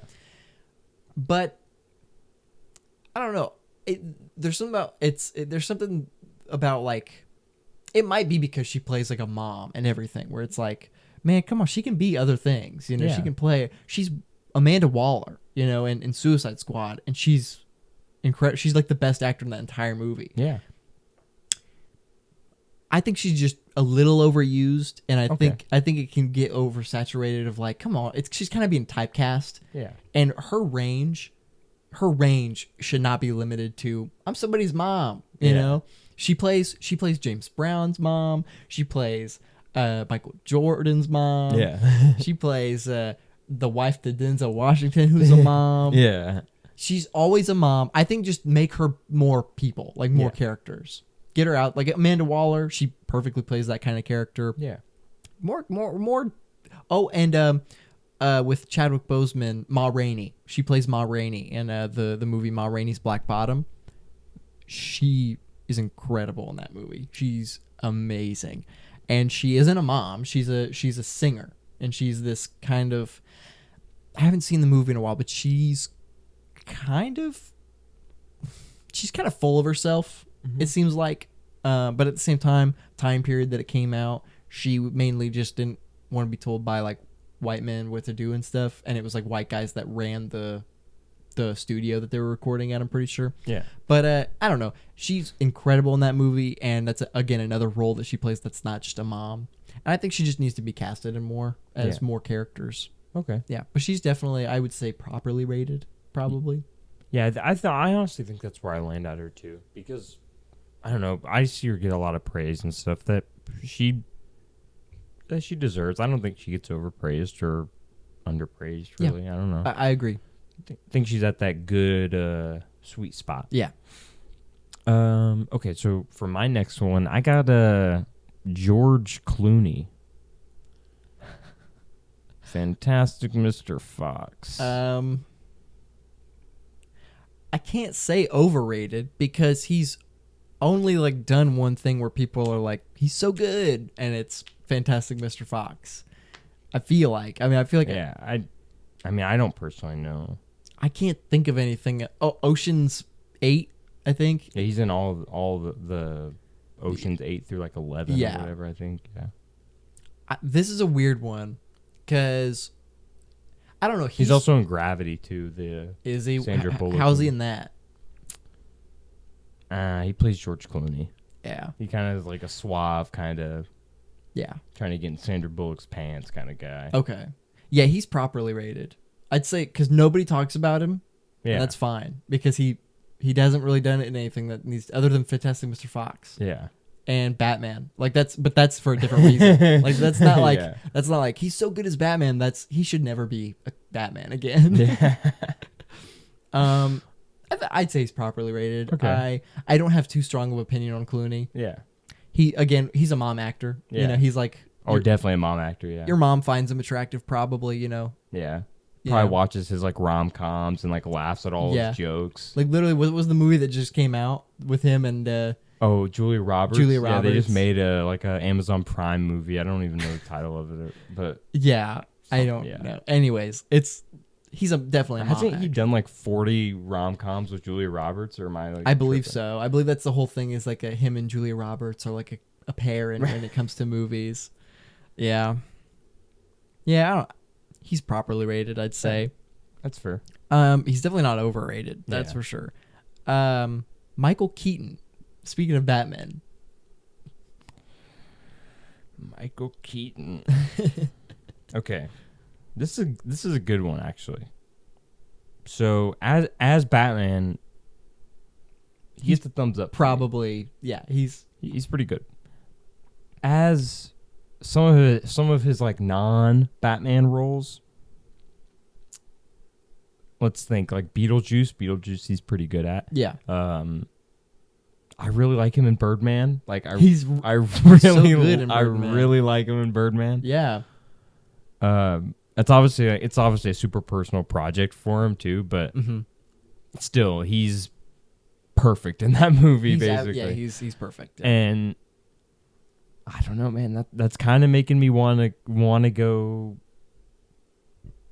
I think he's properly rated. I mean, I feel like I don't know. This is another properly rated, but I feel like he does get a decent amount of praise from some older Batman fans and stuff like that. Yeah, Keaton's the best Batman. Yeah, I love Screw Keaton. it. All that stuff, go crazy. Yeah. But I don't know if that necessarily warrants overpraise. I feel like he still probably falls into the right, rightly appropriately rated and stuff. Right. Because he has some good acting ability. He really does. He just doesn't show it in all the projects he does. And even in some like of his, oh dude, he's just doing this for a check kind of roles that some people say, like Vulture or whatever, right? He's just doing it for a check. He's kind of good as Vulture. He's great. That entire car scene is one of the best scenes in the entire MCU, I'd say. Yeah, he's a weird one because I think people always think Keaton Batman. Yeah. Because Michael Keaton's name is usually associated with Batman because there are so many Batmans that they go, oh, which Batman's your favorite? Michael Keaton Batman. Yeah. So I think that's what a lot of people think about first. I think he's somewhat underrated as an actor just because people don't talk. It's kind of a Robert Downey Jr. situation where they think Iron Man instead of his other acting roles. Yeah, I see that actually. But I would say properly rated too because, I mean, people praise him for his acting as like Vulture. I think people talk about how he's like one of the best MCU villains and like how only Michael Keaton could have done that so good. Yeah, he's incredible as Ken in Toy Story 3. Oh yeah, yeah, he's so good as Ken. I don't know. I think he's probably closer to properly rated, but again, he's another one. I can understand underrated for sure. Yeah, because there's people who are literally like, dude, people think that Michael Keaton's a good actor because of Batman. Yeah, when that's not the case. He's a good actor especially because after watching Batman. He shows his acting capabilities in other stuff. Yeah, specifically Birdman. Yes, like you got to watch Birdman if you want to know Michael Keaton's like abilities and stuff, right? Because that's literally a story tailored for him to thrive in. It's about him, basically. Yeah, so it's meant for him to thrive, and he does. He perfectly does. Yeah. Yeah, I think properly rated's a good spot for him. Okay, so my audible from Viola Davis is going to be Angela Bassett. Oh, that's a good one. Again, I haven't seen anything other than Black Panther with her. I think that's the same case for me too. But she is incredible in Wakanda Forever. Yeah. And so far, I think she's one of the only actors in the entire MCU that has given a performance in an MCU movie that I thought should be nominated for for an award of some kind. Like maybe not win, but a nomination, a recognition for sure. There obviously can be arguments made for other ones. She stands out to me. I think, Angela Bassett, she's so good and emotional in that movie. I think I think, but I don't ever hear anyone talk about her. Yeah. I think that's another thing. Like she got a lot of praise after, when Black Panther came out. Right. And then she got a little bit more praise when the Oscars came around. But that's it. Like, right. It was like, oh, Angela Bassett, she's so good. And then she's not. I haven't even heard her getting casted in anything. I don't know what else she's been in. I don't know. Yeah. I don't know anything. I couldn't name a movie that she's in besides Black Panther, and maybe that's just we don't know. Maybe she's in some famous stuff that we just don't know. Yeah, that's very likely. Yeah, but at the same time, I don't hear people talking about her. Yeah, so it's not just our fault. It's also people who just don't talk about the fact that she's a good actress a lot. Yeah, I'd say underrated because she got recognition for Black Panther, and I believe there was another. I do remember people being like, "Oh, she should have got nominated for this movie that she was in." I see. I know that she plays a character, and I don't know if it's a movie or a show, but she has like really short hair. Mm-hmm. I don't know the name of the movie or anything. I just seen that picture of like her playing that character before. I think, somewhere, and I remember that, but I don't know what it's from or anything. So I do know she does have other roles confirmed. Definitely, she has confirmed acted. actor that has been in other movies. Yeah, but yeah, I'd say underrated probably, Okay. especially since I've seen other people that are like, well, she was great in this movie and she didn't get any recognition. So by that logic, she's underrated. Yeah, So I'd say underrated. Yeah. that's fair. Well, my last one is Ralph Fiennes. I think this is a pretty easy underrated for me. Yeah. I think. Truly. Ralph Fiennes he's like, why isn't he in more stuff? How is he not in more stuff? But that's kind of the feeling I get from this guy. Is like, he's such a good actor and he has such impactful performances in everything I've seen him in. Yes.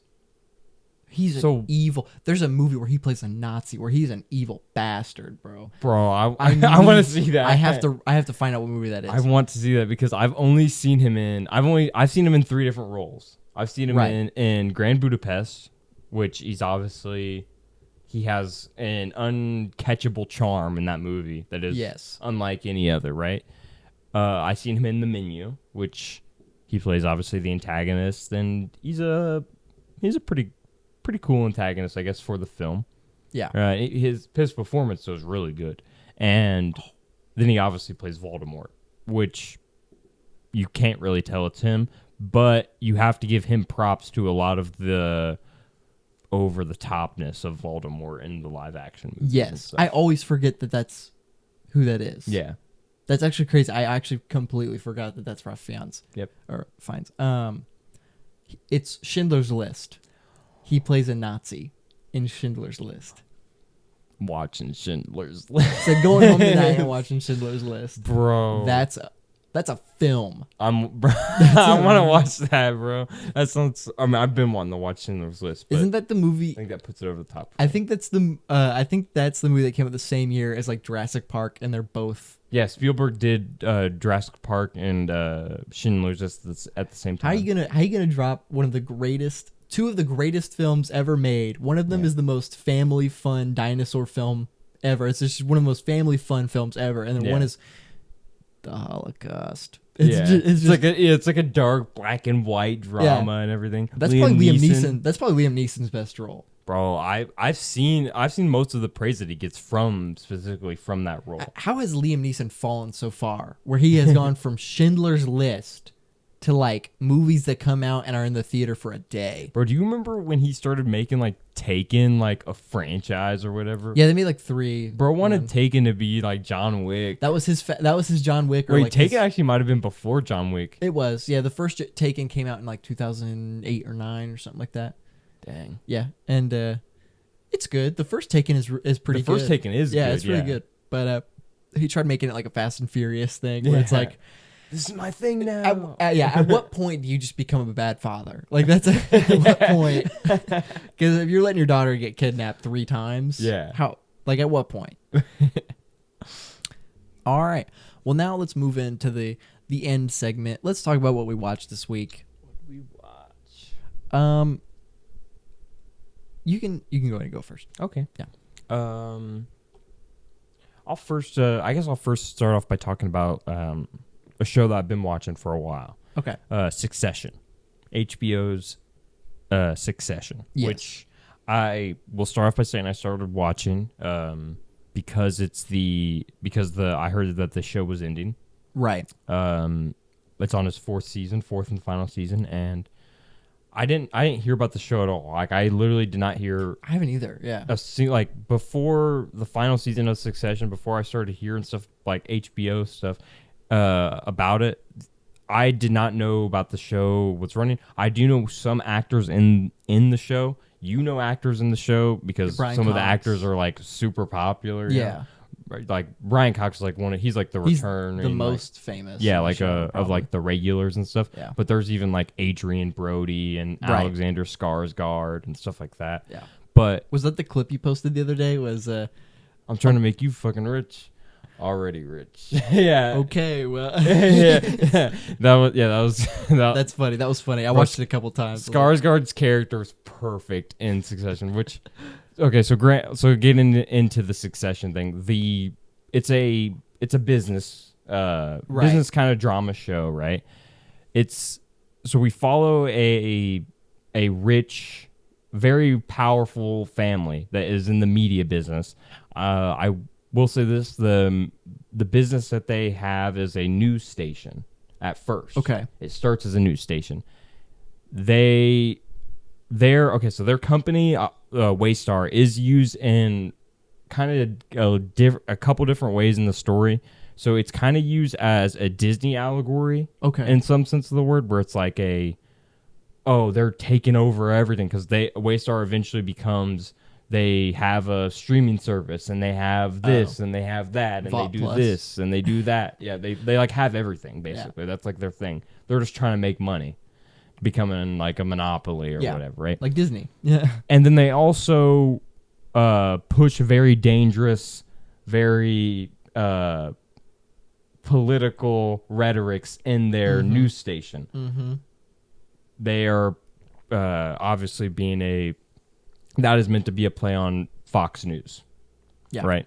So they're basically poking fun at a lot of it is in general a capitalism bad kind of show. Yeah. Because anything can be boiled down to a certain thing. Yeah, It definitely, like, that is like an overall, like, you get that vibe just from watching it. But you also understand that it's not just capitalism, because the characters you're following are like nepo babies. Like the whole cast is basically a bunch of nepo babies. Yeah.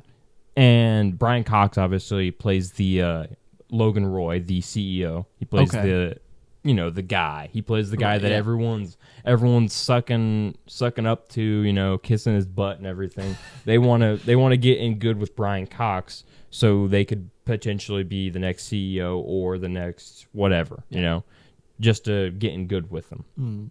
He has 3 kids. Well, 4 kids technically, but 3 kids that really push for the position. Okay.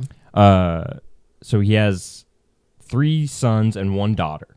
The youngest is Roman Roy, played by Kieran Culkin, who is the younger brother of Romy Culkin, the guy who plays the kid in Home Alone, right? No, it's Macaulay. Oh, Macaulay. Kieran Culkin is he's Wallace in Scott Pilgrim. He's his roommate. Yeah, and that's his greatest role. Kieran Culkin's also in Home Alone as well. He plays one of the other kids. He is in Home Alone. He plays Fuller. Yeah, he plays Kevin's cousin. But he gives a very, very good performance. His character, so he's the youngest of all the siblings, and he is like a very jokester kind of guy.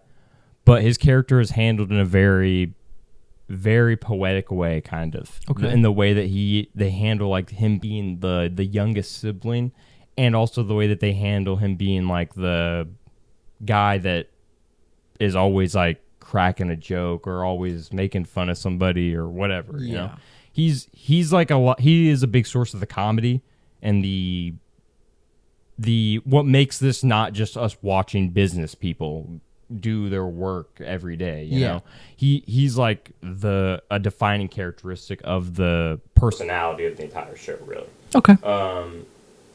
And his performance has just grown over the course of the seasons. Then there's Shiv Roy, who is the daughter. She's played by Sarah Snook. She's an actress I actually haven't heard about before Succession, and she's one that gives a very good performance, but she is a character that is very divisive. Yeah. I will say this, all of these characters are divisive because they are terrible people. Just straight up, through and through, these are terrible people. Every single one of them. So everyone's divisive. Shiv Roy even more because, one, she's a woman, so she gets outwardly more pressure than anyone on the rest of the show. But also because she's not that likable. She just doesn't have a very likable personality. But she is sympathetic, and her performance gets way more nuanced as the show goes on, which is very good for her character. Her character is one that's a slow burn for me. Okay. It's one that took a while. I'm not like, oh, I like this person as a person. She's my favorite. I like her character. She's written very well. Then there is Jeremy Strong, who plays Kendall Roy, the third child. He really feels like the middle child of the family. Yeah. He kind of would be, you could kind of consider him the main character in some points of the show. He at least gets the most, like, pushed the most as the main character. Right.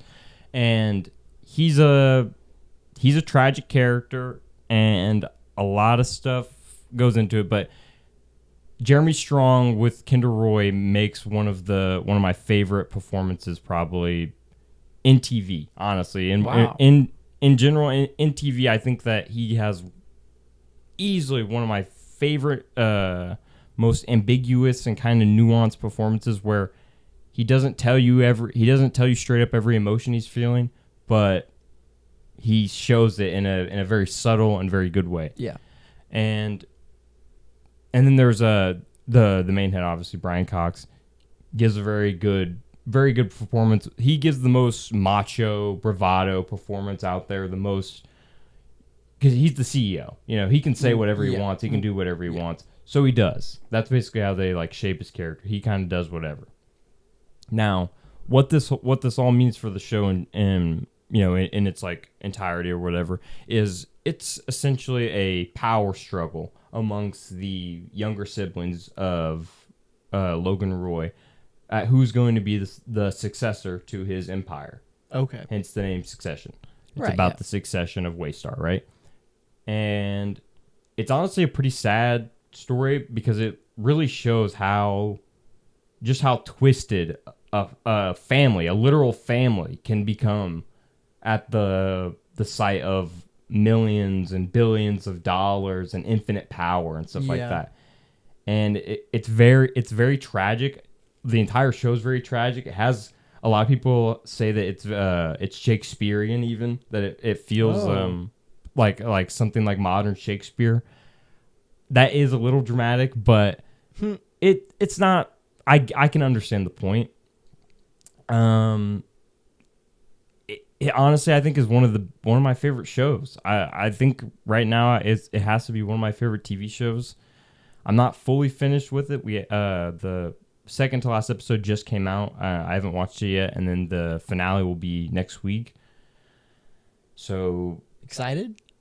I'm worried. I'm stressed. I'm worried. I don't know. I feel like that I'm going to be very sad after the ending, though, because I just feel very excited to watch these episodes. So it's going to be kind of a letdown when there's no more to watch. But the ending obviously is it's the most important part of the story. You have to stick the landing, And I hope they do it. I really do. And Succession's a great show. The last thing I need to mention is the crash zoom. They're not pioneered, but their signature mark on Succession is the crash zoom. It's the impactful zoom in on the character's face after or right before a really impactful line or a funny line or whatever. They do it a lot. They do it a lot. It's like their thing. And it's good. It is very good. I honestly, I think it works really well. I always love it when it comes up, when they do it, because it I don't know, it just dramatizes it to a point that just perfectly portrays what they're trying to do. It's a great show.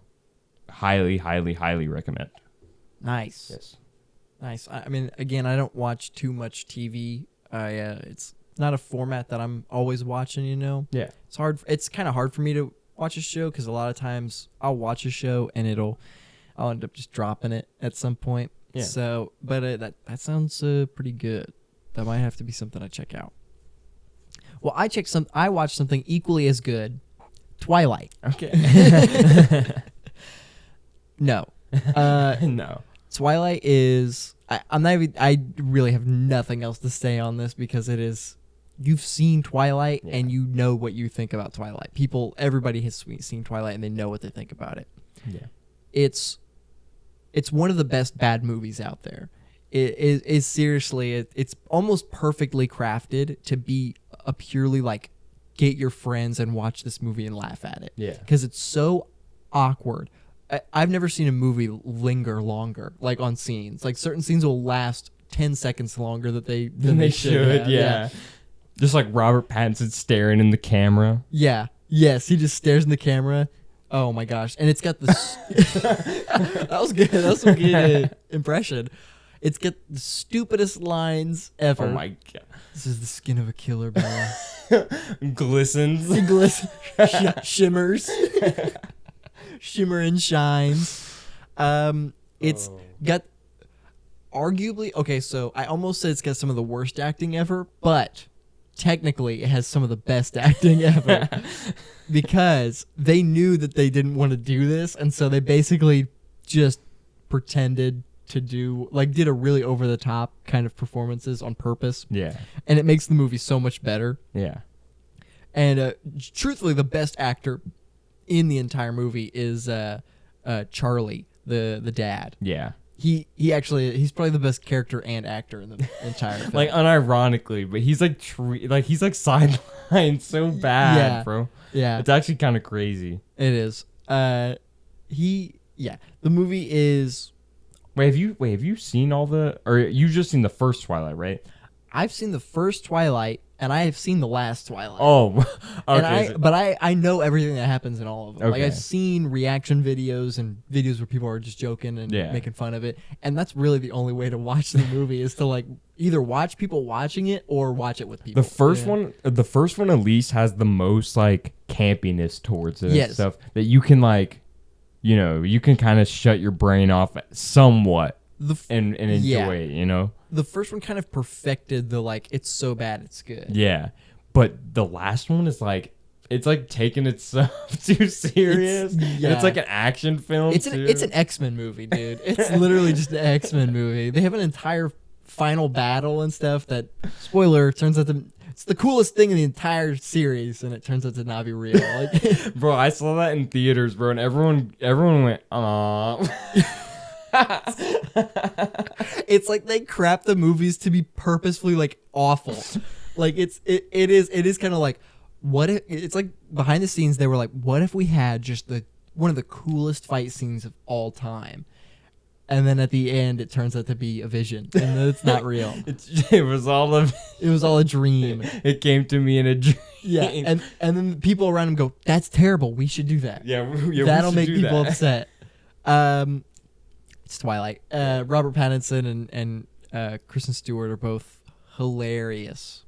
Just they're so funny.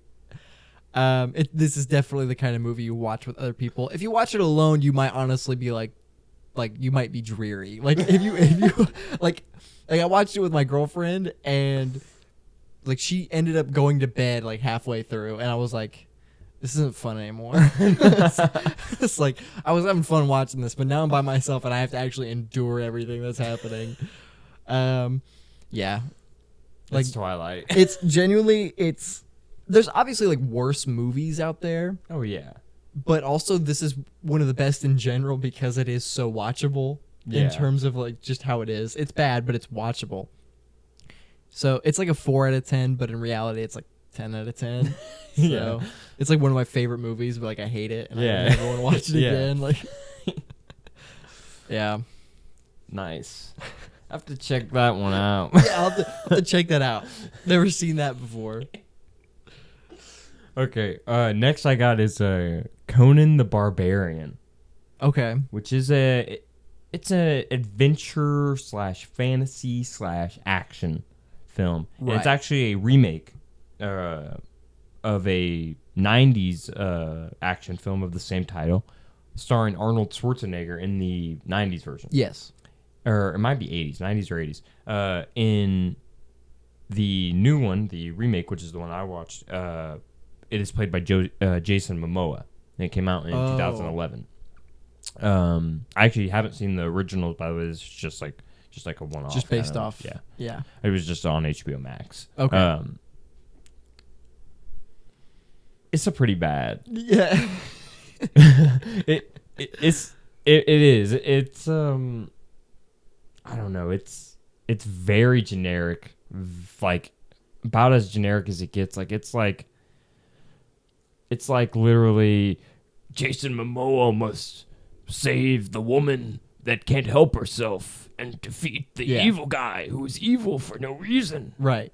No reason to be evil. Yeah. Yeah, and there's like some cool action, but my problem with the action is there's so much blood. I don't mean that in like a Karen way, like, And like, there's so much blood in this movie. Yeah. No, I mean there's too much blood. Like there's buckets of blood being thrown around at the most random times. What the hell? It's bad, bro. Dude will like slice someone's leg, a gallon of blood just like jolts up in the air. I'm just like, just the most unrealistic amount of blood. I'm just like, what are we doing? Who approved this? Yeah. And I love how the antagonist of the film is the evil guy from Avatar. It is Like the evil military dude from Avatar. Steve. We're not in Kansas anymore. And he says it in both movies. Yeah. Yeah. Yeah. Line's so good you gotta say it twice. Never heard that one before. Yeah. but no, there's really not much to say. It's pretty bad. It's generic, and it's not like this is slightly enjoyable. No, it's like a bad generic. I turned it off halfway through. I'm even like a slightly I'm into fantasy. Like I really like fantasy kind of elements and tropes and goblins and ghouls and stuff. Yeah. Nothing was cool about what happened here. There was some magic. Dude made some sand guys that this dude just one hit. I literally was questioning myself in this while watching the movie. This wizard spawned up these like sand guys to start fighting for him against Conan, right? This man taps him with his blade and they just like disintegrate into dust. I'm just like, God. What am I watching? Yeah, what is this? Yeah, I don't know. And bro, his whole life, Conan or whatever, you literally see him in the womb.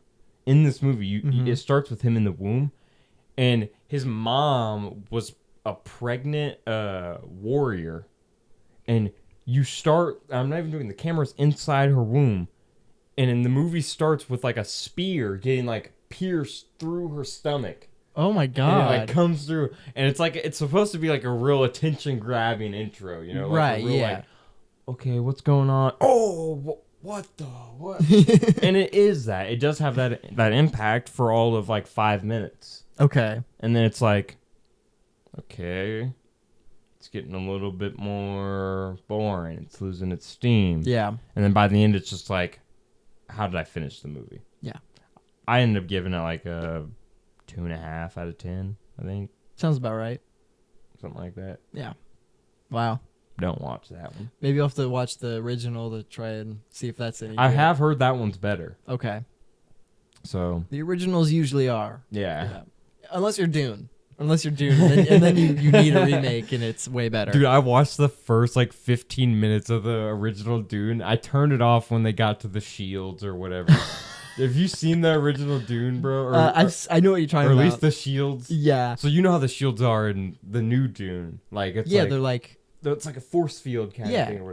Bro, in the older one, they just like completely distort the person entirely.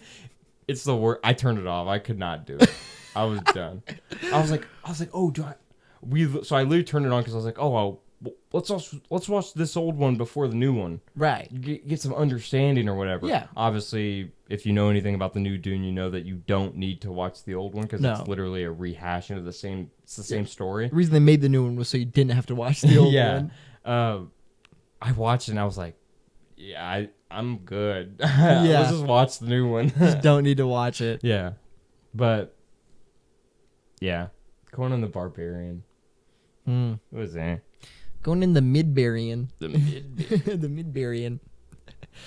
My next one was Sisu. Sisu. This one has been kind of commonly known as like Finnish or like Finnish John Wick or like old John Wick. It's not that at all. I mean, maybe not at all, but like that fight scene. Okay, for example, that fight scene that's in the trailer where they kind of like promoted it as like, oh, it's like John Wick. It's this old guy and he's like taking on guys. That's the whole scene, and it's the only scene in the movie where he does that. Dang. Yeah, it's the only scene in the movie where he fights a whole group of people. Does it feel kind of out of place then? Like him having one scene where he fights everyone and then not really like. No, because the entire movie he survives. It's said that's like he is he's this like mythical being almost. He's not really like he's just a dude. Yeah. But he's so like trained and so hardcore that he can survive. He's immortal. That's what Sisu. Well, Sisu means like untethered rage that like basically causes you to be immortal. Like basically. So there is the fight scene, and at first you think, oh, so this is gonna be a movie where he like takes on people and he just kind of easily wipes them out. Yeah. It's more so him easily surviving a bunch of things that he should die. It's kind of like Fast and Furious. Like he grabs onto a plane with a pickaxe while it's taking off. Yeah. And he's like running after it or something, I think, and he like just hooks onto it and then he flies up in the air. The whole movie is kind of like, what am I watching? You know, it's like, what is this? It's not awful. It's not like a horrible movie. It's definitely like it's entertaining. Okay. At most, I think. At most it's entertaining. Okay. But it doesn't do anything interesting. It's honestly kind of like really generically boring and dumb. Like dang, that sucks because it looked good. It looked good. It's not. It's beautiful. It's shot beautifully. There's incredible cinematography. Mm-hmm. Great use of like blue and like a kind of goldy brown colors. But other than that, it's not that great. And I will say there is more inspiration from Tarantino than there is John Wick. The way that first of all, it's like Nazis being killed like ruthlessly, you know, obviously. And that by itself is like, oh, Tarantino, you know? Yeah.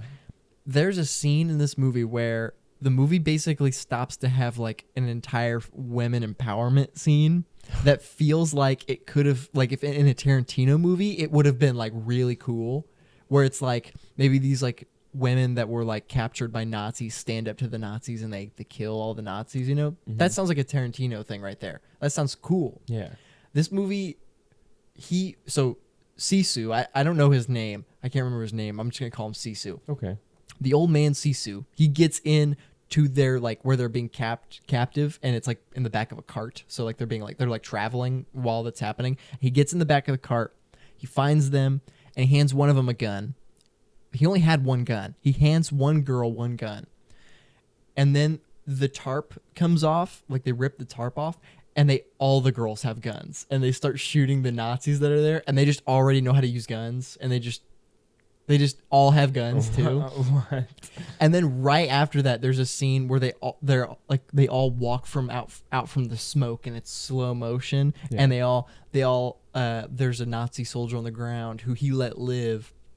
And he's like, have fun, you know, do with what you will, you know. It's so dumb. It's so dumb. That sounds pretty stupid. It's really stupid. Dang. The movie is painfully generic, and the ending is so abrupt. It's like it's almost like, ooh, the movie's almost over, and then it ends. The movie's all. It kind of feels like, oh, like there's like maybe a few more minutes left almost. Yeah. And it just ends. Okay. It's entertaining. It's almost entertaining. I don't know. It's entertaining, but it's not like there's better entertainment out there. Yeah. way better entertainment out there in terms of just like killing movies, like movies where it's just like, oh, cool kills. Like even just the first John Wick, obviously is better story wise, but also just entertaining wise, it's better. Yeah, I give it like a 4 or like a 3, something like that. I wouldn't waste your time. I genuinely, I wouldn't waste your time. It's not that great. Okay. Okay, so the next movie I got is Inside, which is it's a film starring Willem Dafoe, which came out this year, and he plays an art thief named Nemo, and he steals art, and he goes to this apartment, tries to steal a certain art piece from a client that is away on vacation or whatever, and he gets locked in said high-end apartment with no way out, really. Yeah.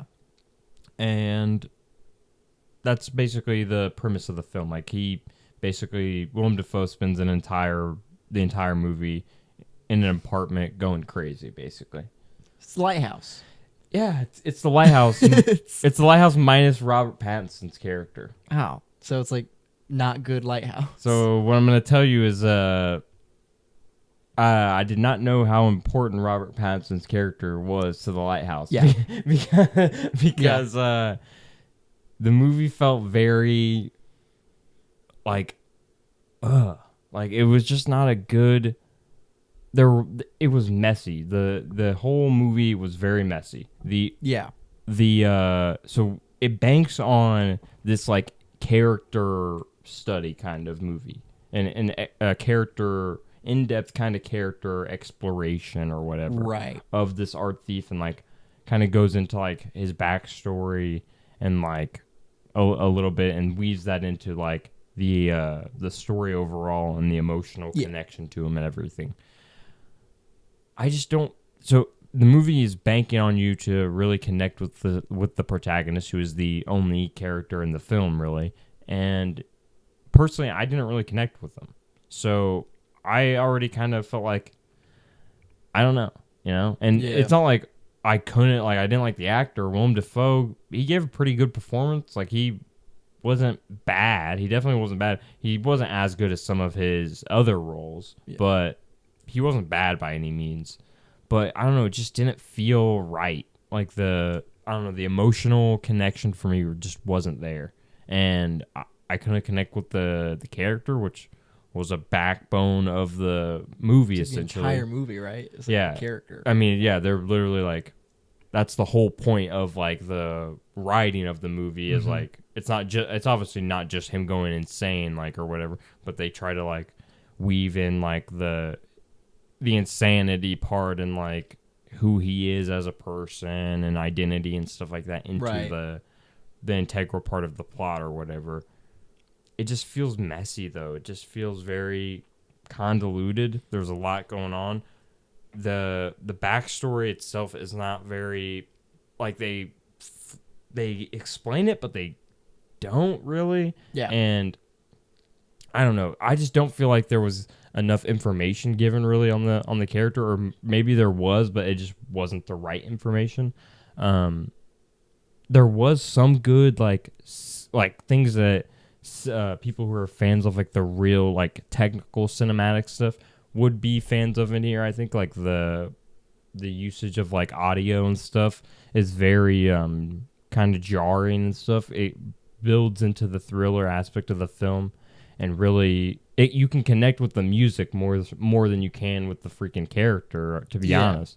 And then the cinematography, which is pretty simplistic, which is it's getting a more of like a pretty common thing for cinematographers to use simplicity as like, just a way to display neatness and stuff like that, and nice cinematography. And it's used here, and it's used in a way where it's like it kind of follows the progression of the story, where the apartment starts off all neat and clean and nice, and then everything gets all dirty and distorted, I guess you could say. And I will give it props to that the ending decided to do something a little bit more ambiguous than just, just like, hey, here's our ending, man, goodbye.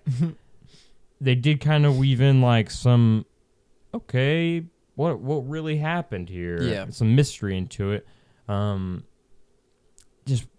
It just wasn't handled that well, and the pacing's also really bad too. Like, it's only an hour and 45-minute movie, but it feels a little bit longer. It feels like 2+ hours to me because, like, Dang. I don't know, it just the middle part just feels like such a pain to get through because there's like stuff's happening, like he's walking around, he's progressively getting more crazier and stuff, but it just doesn't interest me. I didn't connect with it. I don't know. I like there was some stuff I liked about it. Like I said, the cinematic stuff I did like. There was some good cinematic stuff in there, but beyond that, I think I gave it like a 3.5, a 4 out of 10. There just wasn't enough substance there for me. Oh. I mean, I didn't see, literally the only thing of promotion I saw for it was the poster. Yeah. So I have no idea what it even looks like as a movie in terms of that, Yeah. Huh. Well, my next movie was The Inspection. This is a good movie. This is a very good movie. Okay. This movie, if you don't know, is about a young gay black man who basically is living on the street, and his mom doesn't want him around, basically because he is kind of I think it has to do with the fact that he lives like he kind of thieves a little bit. I think it's because he lives his life on the street, Mm-hmm. But at the same time, the reason he lives on the street is because his mom doesn't like that he's gay. And so that's kind of the whole backbone. That's kind of the whole reason the movie even happens in the first place. Yeah. And this is based on a true story. This is based on the director is the person that it's based on. Okay. So, and so he joins the military because he wants to have some sort of purpose. And there's a great line about, I won't say it exactly just because the way he says it is so good. It's basically about him, like he's going to die on the street anyways, so he might as well die somewhere where he will have a purpose, where he will be seen as a hero of some sorts, Yeah. The movie itself is really good. Like plainly, like even without the actors that are in it, if they had other people, it would still be a well-written, structured movie. It's very well directed. Yeah. Some great there's some scenes where he dreams, like he has some dreams about some of the guys around him, Mm-hmm. and they're very, very well shot. There's some nice cinematography in that. This movie would not be as good as it is without Jeremy Pope, who plays the main character. He's phenomenal. He should have been nominated for Best Actor. I can't believe, because there's an Actors Roundtable video that he's in. Seen that? I've seen that video. He's in it, and everybody around him was nominated for Oscars. Yeah. He wasn't. Colin Farrell, Brendan Fraser, Kia Kwan, all in that video. I'm pretty sure, yeah. Brendan Fraser. I forget who else. I feel like someone else. Oh, Austin Butler was in it. Yeah. I can't believe he didn't get it nominated. That is a crime. Yeah. Judd Hirsch over him? No. Yeah, I don't. No, not at all. He's incredible. He gives such a powerful performance, and I don't cry very easily at like a whole bunch of movies. Like, it's really got to be like, if it's a movie that, it's kind of got to be long almost. It's almost got to be like I have to really be invested in the character. Okay. This movie's only an hour and 30 minutes, and it barely did like anything. I didn't think I was as invested as I was until like a certain scene, and I was like, bro. Oh yeah, I was crying a little bit. You know, he's so good, and Bokeem Woodbine is in it, who plays the Shocker in Spider-Man. Oh yeah, he's in it, and he's almost just as good. The best way I can describe these two characters is Miles Teller and J.K. Simmons. It's that kind of relationship, and this is almost kind of like that movie, just in the military and like with a different thing around it, basically. Okay. the ending, I love the ending because it doesn't, without giving anything away, it doesn't give you what you were hoping for. It's not like it's all happy now. It's, you know, he still is gay. You know, it's like at the end of it's like his mom wants him to go to military. She's like, maybe it'll make you straight, basically. Yeah. And, you know, obviously it doesn't, because that's not how it works. He's still going to be gay no matter what. But it's a great story about it's a great story about just being gay too, and being gay in the military. And it's very, very interesting and super powerful. Great movie. I gave it a 9 out of 10. And it's phenomenal performance from definitely the best part is Jeremy Pope. So good. Yeah. Nice. Okay. Next up for me is Better Call Saul, which is obviously a show. Yeah. No way. Yeah. Yeah, Never surprising. It is obviously a spin-off to a very popular show called Breaking Bad. Right. I have watched all of Breaking Bad. I've actually watched it twice. You've watched it twice. Okay. And so this was me getting introduced into Better Call Saul. I've been wanting to watch it for a while. I especially wanted to watch it when the last season of it was airing. Yeah. I just didn't for some reason. I don't know. But I'm watching it now and really liking it. It's really good. It feels like... So Breaking Bad feels like... Breaking Bad definitely progressively gets better throughout the course of the story. Yeah. There is a certain charm that season 1 has that, like, the later seasons don't have necessarily, but that's just like a pure charm kind of factor. Right. That's like a almost campy nostalgia kind of factor, just because it's like season 1, you know, it's not any other season, literally. Mm-hmm. That's kind of, I don't know, that kind of have that feeling with some like of the longer running shows that span years and years and stuff like that. But Better Call Saul feels like, so Breaking Bad progressively gets better. Better Call Saul feels like the writers of Breaking Bad, Vince Gilligan, Peter Gould, the producers and stuff, they took that quality and stuff, everything that they learned from their time doing Breaking Bad, and just applied it to Better Call Saul from the very beginning. Yeah. And so a big thing I heard was that the first season of Better Call Saul is like really hard to get through or something. I got through pretty good. Honestly, it felt it doesn't feel as action packed as Breaking Bad does, obviously, because I mean, in the first episode of Breaking Bad, Walter White is standing out in the desert in his underpants with a pistol, pointing at the road. You know, like Breaking Bad from the start is, you know, it is over the top a little bit. You know, it is real life, but it has those over the top kind of moments and stuff. That Better Call Saul doesn't push as much. They kind of keep it grounded a lot more, which they do that, granted, because you also are following Jimmy McGill, who is Saul Goodman. He is played by Bob Odenkirk, obviously, and he was a side character in Breaking Bad and became his own character now.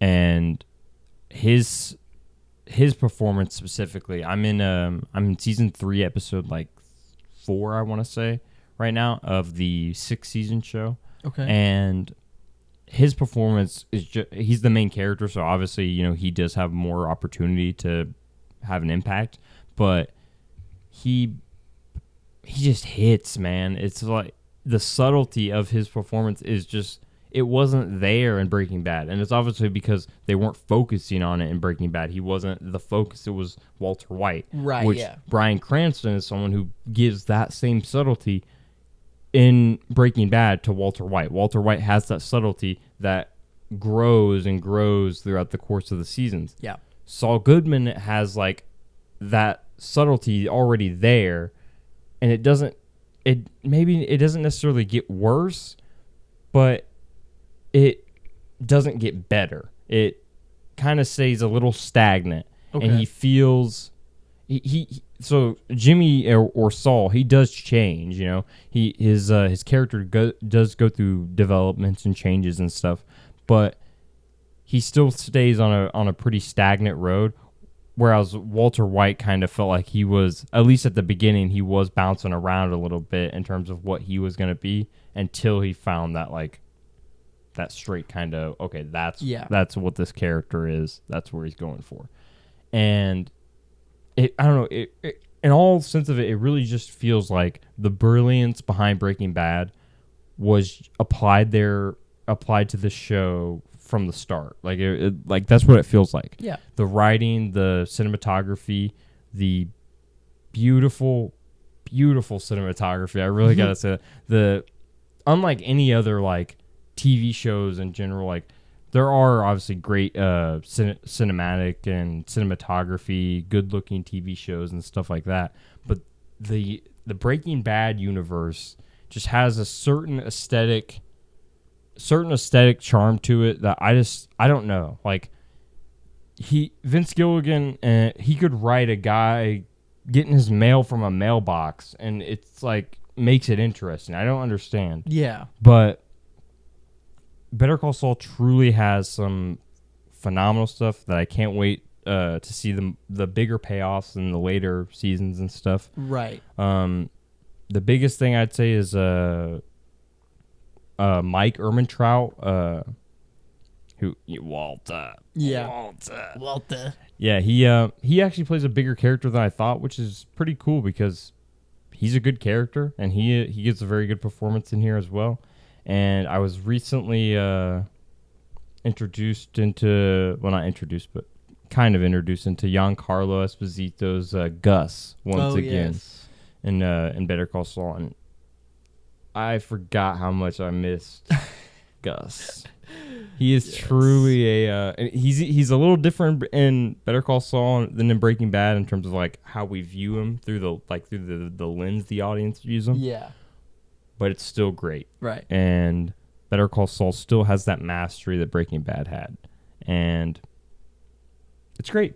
Really great. I hope it continues to be so. Yeah. Awesome. Well, my last movie was Batman 1989 with Michael Keaton. I had never seen this movie before. I was actually surprised. I felt that I needed to give it a watch to truly have an opinion, obviously. Yeah. And plus, The Flash is coming out soon, and I wanted to watch it anyways because I wanted to see Michael Keaton's performance in The Flash. My final takeaway from this movie was, it's okay. It truly is okay. I mean, it's a lot of fun. I give it that. It's a lot of fun. The performances are all really fun. Jack Nicholson as Joker is a lot of fun. Michael Keaton as Batman is great. He's really good as Batman. Yeah. That being said, him as Bruce Wayne is a little odd. He's okay. So that's all right. That's my first complaint that I'll talk about. Okay. Michael Keaton as Bruce Wayne, I thought was gonna be fine. Like I thought would be like normal. Like it feels like it'd be okay. You know. Yeah. He does this weird like oddball kind of, quirky oddball kind of thing where he's like, I don't know. He's like I'm Batman. He's like he I don't know. It's not Bruce Wayne to me. Bruce Wayne is very subtle. He's subtle, but also like out there. I am more. Yeah. I don't know. He felt like, and I know Bruce Wayne is supposed to be like he's a rich guy, but maybe he's still a person. You know, he's fairly normal. You know, other than the fact that he dresses as a giant bat. Yeah, but Keaton's version of Wayne is like if like a really awkward shy guy kind of was rich in Batman. He's like hey, I bought these statues in Japan. He's I don't know. There's something about him that I don't really care for as Wayne, but as Batman, it's weird because he obviously like Batman's supposed to be his true self. So obviously as Batman, he's fine. But as Wayne, he does this weird performance. You want to get nuts? Let's get nuts. That's out of nowhere too. I didn't realize how out of nowhere that scene was because he's literally just talking to Joker. He's just like, there was this guy that I knew and his name was Jack, and then out of nowhere he goes, "Come on, let's get nuts." Where did this come from? And they brought that line back, right? They did. They say he says it in the Flash trailer, which that's kind of hype. I think it's kind of hype, but like at the same time, the line originally is kind of goofy, like really goofy. Yeah. I will say the movie, Tim Burton's style perfectly fits Batman. It's a perfect fit for Batman, and Tim Burton to Batman is what Sam Raimi is to Spider-Man. I would say. They both fit that era of the character perfectly. Like a puzzle? Yes. Yeah. Like, genuinely. My complaint with Tim Burton and Batman is he doesn't balance the campiness and the seriousness very well. I think Sam Raimi balanced the seriousness and the campiness really well with Spider-Man. But the at least the first Tim Burton Batman movie it doesn't balance very well. There's a lot in it that clearly was like not meant to be funny, but it just is. Yeah. My favorite thing in the entire movie is Keaton when he's in the Batman suit and he can't turn his neck, so he just whips his entire body around. That's probably my favorite part of the entire movie is the fact that he has to do that. Another positive, I think, is the cinematography again, and like the color and the feeling of Gotham City. Yeah. Tim Burton really captures the feeling of Gotham City. It feels like a gross kind of dark place, you know. And there's a nice use of animation too. There's some stop motion bits that I really liked. Actually, Batman's entrance into the film, the first shot of Batman is clearly, if it's not, that's crazy, but if it's very obviously 2D hand drawn of like a Disney animation, you know, and it looks like that too. It looks like maybe like Disney made this animation of that. Yeah. But overall, I think it was all right. It's got the worst love story of all time. One of them, anyways. Yeah. They go on one date. Him and Vicky Vale go on one date, and she says she loves him. And he wants to tell her that he's Batman. Why? Why? You have no reason. She's a news reporter. She's an investigator. Yeah. Why would you tell her immediately? It doesn't make any sense. It's not forced. I mean, it's kind of forced, but like they clearly build it up. They go on a date and stuff. Yeah. And when she leaves, like on their first date, when she leaves, he talks to Alfred and he's like, Alfred's like, well, she's something special, isn't she, sir? And he's like, yeah, I've never met anyone like her. Bro, what? All she did was like talk to your butler and like ask about your family and stuff. That's all she did. That's all she did. Yeah, not a great love story. They already love each other after like two minutes of knowing each other. He wants to tell her that he's Batman. Why? I don't know. Why would you? That's like the biggest secret you have. That's the thing about your life is that you're Batman and nobody knows it. And you're going to go up to this woman that you just met and be like, I'm Batman, by the way. Yeah. That would, bro. Yeah. That would suck so badly. Yeah. So I gave it like a 6.5 out of 10. I definitely didn't enjoy it as much as I think a lot of people like it. But I definitely didn't hate it. I still found a lot to like about it. Jack Nicholson is really fun as the Joker. He's really over the top, obviously, but he's a lot of fun, I think. Yeah. Nice. Very nice. Do you have anything else?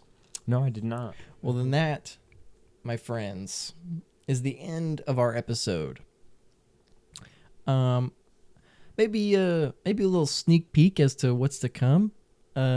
Next week, we might have a special guest on. I think we're probably gonna have a special guest on the podcast next week. So stay tuned for that. But thank you all so much for listening, and if you're on YouTube, for watching.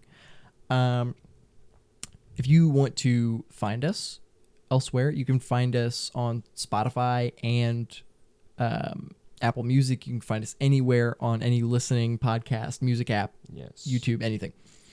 If you want to find us individually, you can find us on Instagram. You can find our Instagram at Cinemaniacs Pod. You can find us on TikTok as the Cinemaniacs Pod.